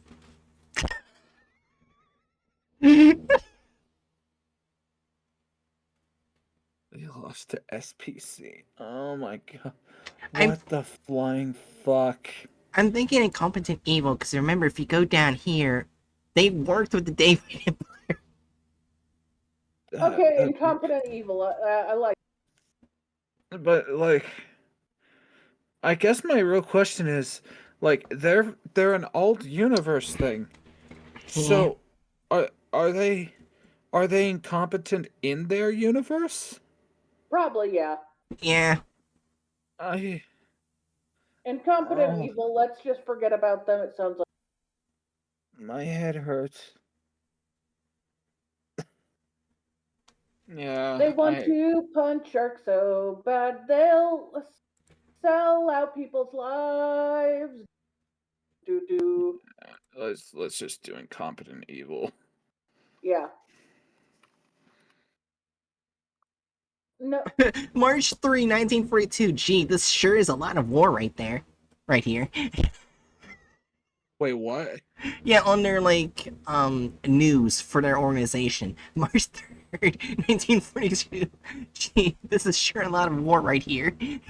Well, let's just put them on incompetent evil and move on. Yeah. How many do we even have left? Is there like a high amount of S? How the fuck are there still so many? We're at S. Whatever. Just incompetent evil. What are they alongside in incompetent? Oh, we didn't evil? even read it. Oh, the Fifth Church. Oh, right. We didn't look at the Jew. I feel guy. He sensed an impending doom. The Salation demon was nearby. But where? From the corner of his eye, a massive form in the shape of a fighter jet exited the clouds. Gale force wind buffeted its fins. Eager twisted around. The Titan slammed into his underbelly at a stunning speed. I'm sorry I had to do that voice. Yeah. Captain's Kirby proposal or something. You're going through a lot of changes. A lot of what you've done at the center is being turned on its head. But you must remember, the enemy is still very real, and has probably sharpened their teeth since I wrote this. It's us against those fuckers every step of the way.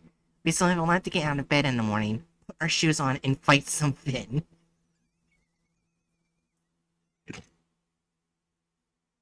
From SCP-4416 Cruise. Eco, how much of an amateur are you at this anyway? I've never punched a shark. Eco, I'm gonna be frank with you. The only way you ever know why we punch sharks is if you punch one yourself. I like how they, like, under the unusual instance unit, Federal Bureau of Investigation, they just look sad.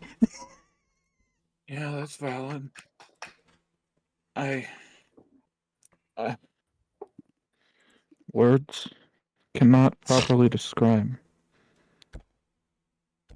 just how done I am with the talk of sharks.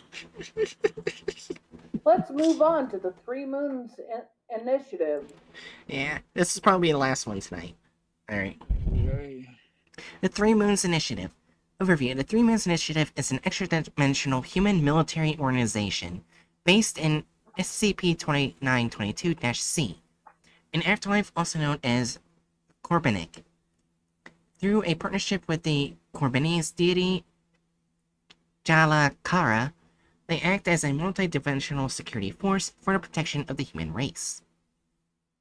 While initiative personnel believe that they are operating in humankind's best interest, military overreach, poor communication, issues with internal bureaucracy, and other factors combined with their disproportionately high military strength to our own have made them a potential liability to public safety in our dimension. As such, they maintain an unstable peace with the Foundation. Operatives of the Three Moons Initiative have been treated with extreme caution. They actually sound like a good group. Well, we'll see. I guess the question is, like, military overreach is one of those things that's like very Iffy. Oh, that's true. at the same That time, lovely like, orange? but yeah, like depending on their disposition, something makes me think incompetent good. Eh. That might be it. I want to read the top thing just because I want to do a voice. Alright, go ahead. We're not asking you to believe this story. Indeed, skepticism is a sign of a healthy mind. All of us were like you once, with all our bases in science and religions and lack thereof. You may keep your preconceived notions for now. All we ask is that you remember what you have read here, and when your time comes, when you close your eyes in this world and open them to three moons and a sky of green, you will remember who your guardian angels are and join us. You are watched, you are protected, you are loved. Excerpt from a Three Moons Initiative recruitment tract collected in Baltimore. Oh, that sounds very nightmarishly horrifying, by the way. Yeah, this like spontaneously went from, oh, this seems like not the worst thing, to, wow, this sounds like a fucking cult. I had to do that voice for that reason. Was that perfect or Yeah, not? that was pretty good. That was pretty damn good. Alright. Overview. The Group of Interest Three Moons Initiative. Interchangeable. This footnote. Group of Interest number 4019. AKA is the Three Moons. Children of Jalakara. Durak Nau. Rare. Pejorative. Context unknown. Two Moons Initiative. Pejorative. Pejorative. Sorry. Alright, Two Moons Initiative. Until the Third Harvesting War. Lunar Dawn Initiative. Original name changed after the Second Harvesting War. Area of,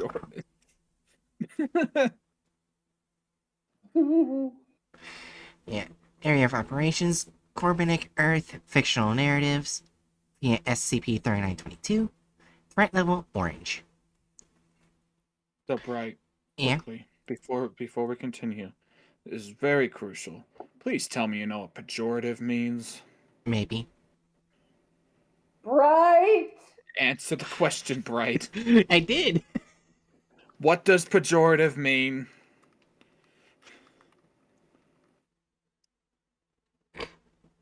Right?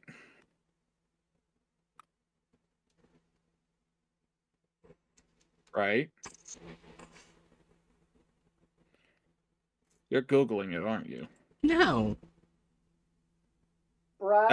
That was the biggest lie I have ever heard slip from your mouth. Expressing contempt or disapproval. You literally read the definition. I was quietly watching and waiting. You read literally the first line. You just proved Hatchet right. Right. Yeah. I think let's use it in a sentence. Mhm. This stream chat needs to come up with a new pejorative just for Bright. Fuck you. Anyways, I'm gonna continue. I think the star sticker works still. Yeah, that's what you tried. You tried, Bright. Yeah. Anyways, threat level orange. Description: the Three Moons Initiative is an extra-dimensional human organization based in SCP-2922-C, an afterlife known as Corbinic. The initiative was founded approximately 14,000 years ago for the purpose of establishing organized human colonization in an afterlife. Through the initiative, the sins of the deceased are put through a rigorous judging process and punished and rewarded by the 2/3 majority vote of the Perdition Committee. Through the Humanity Defense Corps, their military branch, they act as a multi-dimensional security force for the protection of the human race. As such, they monitor Earth and carry out covert military intervention for its defense, often regardless of the nuance or long-term consequences. Covert. Covert. Albert. Footnote 6. Our planet is known as the multiversal iteration 2N of Earth. It is unclear how many parallel worlds fall under initiative jurisdiction. Organic matter is incapable of leaving Corbinic. As such, the majority of objects associated with the Three Moons Initiative are drones and other machines remote controlled from Corbinic. These objects gain access to our world through a dimensional aperture on the dark side of the moon. While Initiative personnel believe that they are operating in humankind's best interest, military overreach, poor communication, issues with internal bureaucracy, and other factors, combined with their disproportionately high military strength to our own, have made them a potential liability to public safety in our dimensions. An uneasy peace is kept between the Three Moons Initiative and the SP Foundation via the Treaty of Cagnazo. Breach of the treaty is to be treated as a potential XK class end of the world scenario. Oh, that's great. Yes.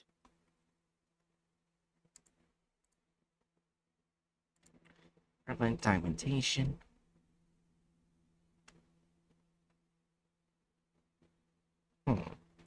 SCP 2718-J.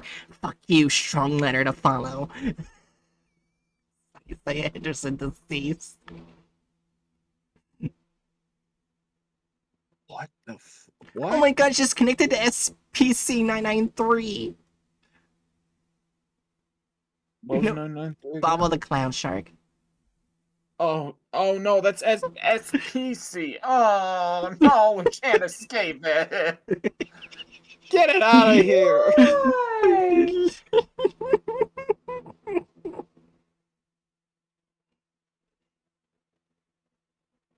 Why? I'm dreaming of an SPC.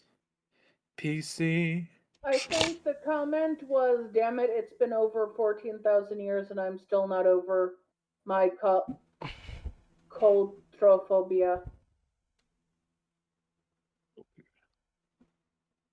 So I guess even after you die, if you join Three Moons, you might still have the urge to punch sharks. Have fun. You fucking sack of shit. Sorry, I was attacked by a fucking angler. Fair enough. Playing Dredge.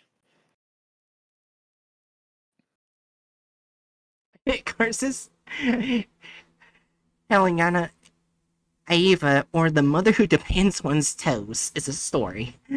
With this group of interests, I'll be home for Christmas. God damn it, everyone. So I'll be home for Christmas because everyone is dead. You're gonna say something? I say so. My general vibe as of right now is that this SCP is not SCP. This group of interest is probably gonna be somewhere along the lines of lawful evil or Yeah. neutral evil. Wait, SCP-5319, Homo sapiens evictus. Invictus. So it's effectively an over-the-top, extra-dimensional religious organization whose entire concept of trying to help the various forms of humanity is effectively our way or the highway. Yeah.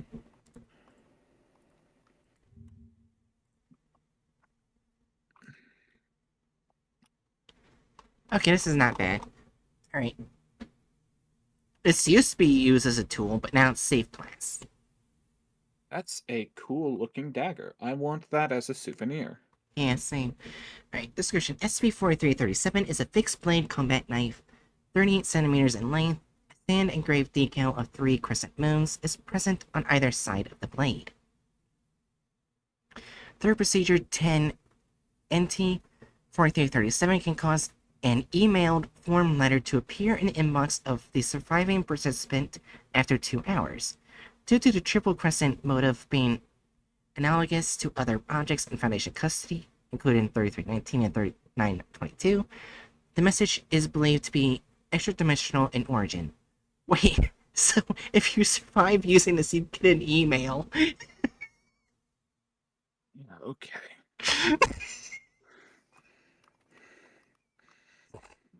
Use our knife and we'll send you our chain email. Recovery log on December 21st, 2018.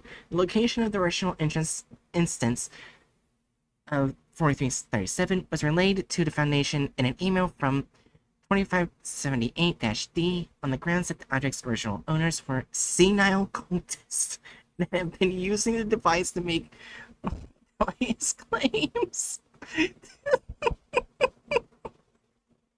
This isn't a dash J, is it? No. What?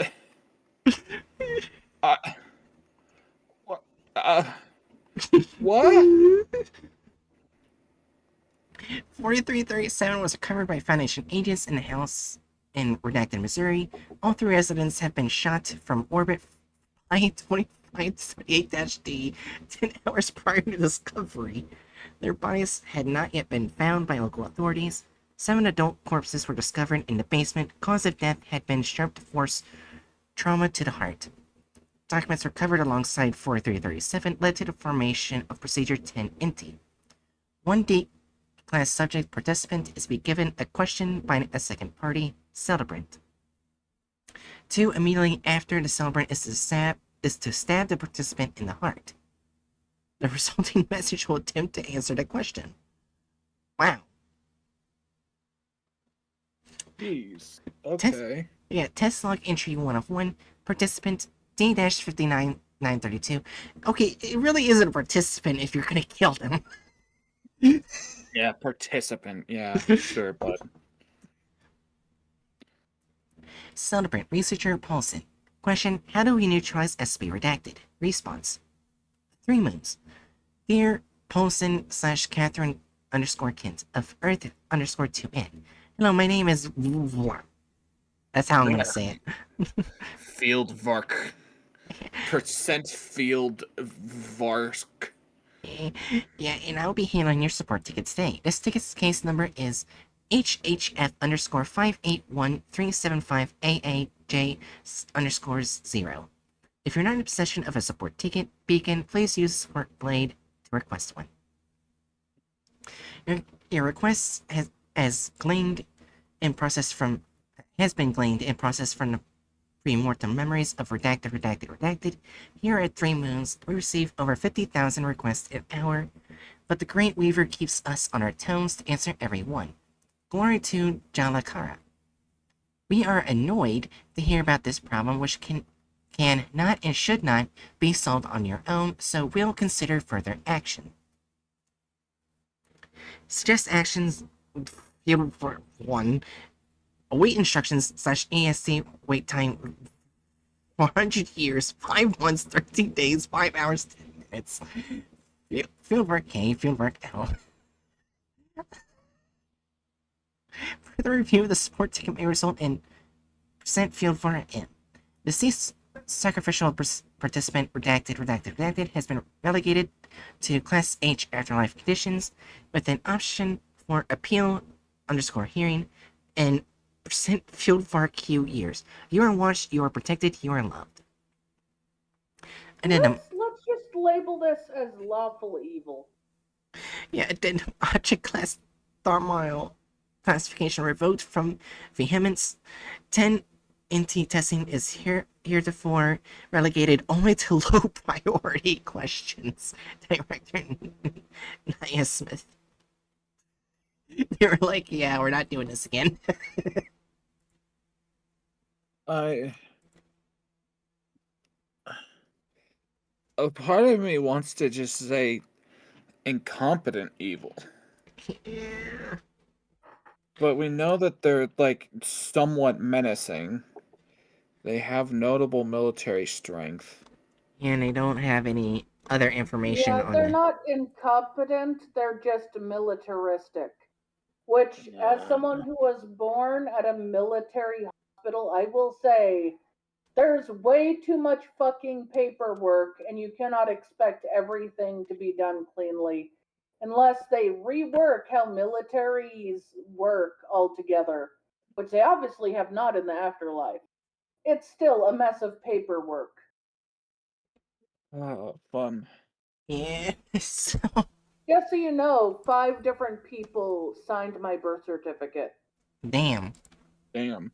At some at different dates too. So at least 5 people at a military hospital needed to sign my birth certificate to confirm I was in fact born. Damn. Hello, we would like to confirm that one Jiri was born. Yes, hello once more. We would like to confirm again that one Jiri was born. Yeah, so... Terribly sorry for another inconvenience. We would like to, again, inform you that one Jiri has been born. So, I don't see them as good. Well, they're not good. I think we're pretty concretely on lawful evil. Yeah. Why is lawful evil have the most groups of interest? Because this is the SCP universe. Yeah. Of course it does. Yeah. Anyway, tonight we have learned that the Serpent's Hand is unfathomably based. The Shark Punching Center is just condensed down crack cocaine. And I don't know what else to say anymore. I'm tired. Because a lot of people have evil plans when malice entities get involved. Yeah. Man, I imagine that coming into the 3 Moon Initiative like world is similar to being born in the military, where at least 5 people sign shit. Yeah. They're like, yeah, we have confirmed after doing this meeting and talking and signing from at least 5 people that you exist here and you're fine. Oh yeah, there's one thing I wanted to say. I don't think I told you guys this. Did you know that Genghis Khan is a group of interest? What? Yeah! I think it's somewhere down here. Hold on. Let me see if I can find it. Let's do that later. Didn't you say we had finished up after 3 moons? Yeah, I'm just wanting to show him. It's somewhere. Wait, hold on. I can just do the thing. Are you sure it's not just person of interest? Yeah, the Golden Horde. A time-traveling Mongol horde trying to find a place to bury their leader, Genghis Khan. What the flying fuck? What? What?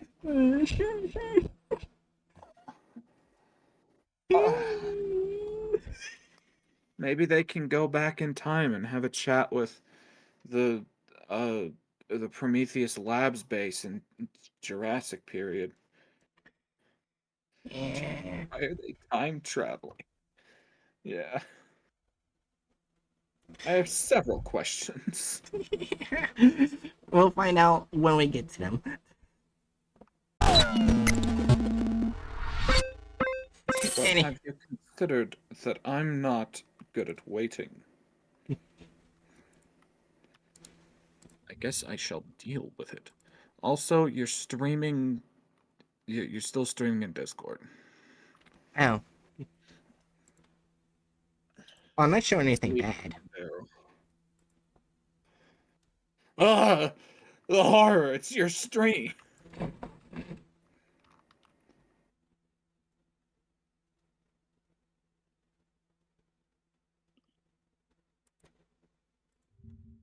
Common crab, fiddler crab, common crab, and another common crab. Too bad. Too bad. The fishmonger is fucking an eel. Oh my god. I can't bring the crab to the fishmonger because he's engaging in unspeakable activities with an eel. Alright, Bookworm, last words, go.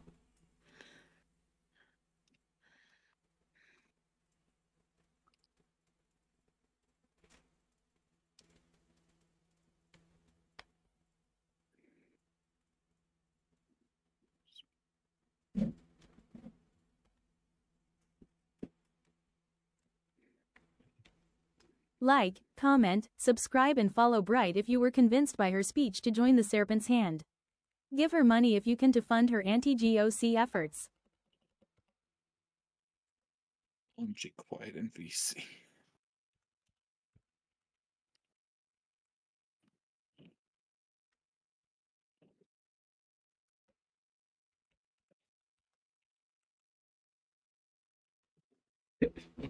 Quiet NPC, yeah. I was busy typing that one.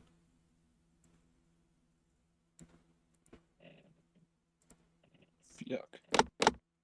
Yeah, I decided instead of just rating people I follow, I go to random VTuber stuff like going on like just live channels, the ones I haven't even followed, and just rate them. Just meet new people. Nothing wrong with that. I mean, yeah, that's fair. It sounds like a method of networking, but also I feel like you've explained this several times. Well, I've been only doing people I follow, not that. Yeah. I wanted to do that, but I keep forgetting. Go to the people I follow.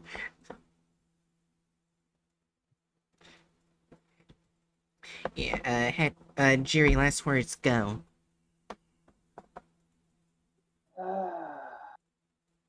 Fuck off, Buck. What? I was just seeing how Bookworm messed my message. Okay. Wait. But it says in OBS that it's going through. Yeah, because I'm seeing OBS, I'm seeing like the volume go up. Can you hear me on the stream? Like, I'm seeing Jerry's volume go up. Did Bookworm accidentally mute their stream? Oh, I'm asthmatic.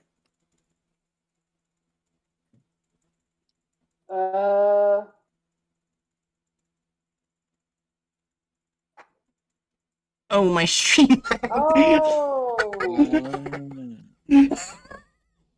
Anyway, if there's anything I learned from this stream, it's that Three Moons idea of protecting you and caring about you, loving you, is that akin to, I don't know, the abusive husband that looms around at the back.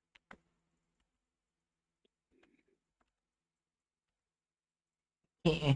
Also, Serpent's Hand is based.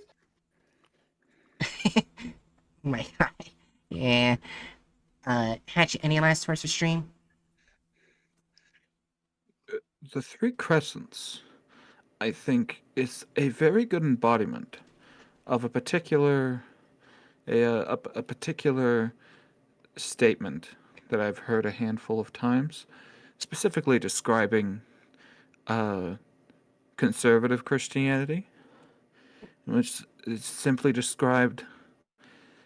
I will be repairing the term to make it more appropriate for this.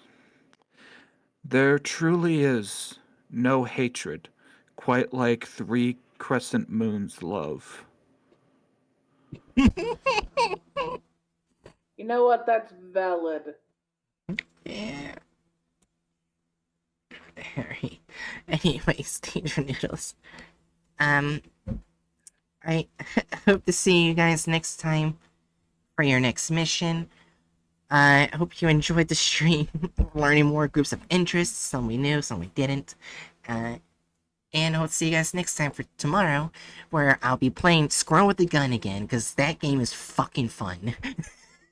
I think I might be doing Minecraft or Skyrim. Gotcha. Yeah, and see you guys later. Be nice to the person, and a burger cum dumpster. No. I've seen a hentai like that.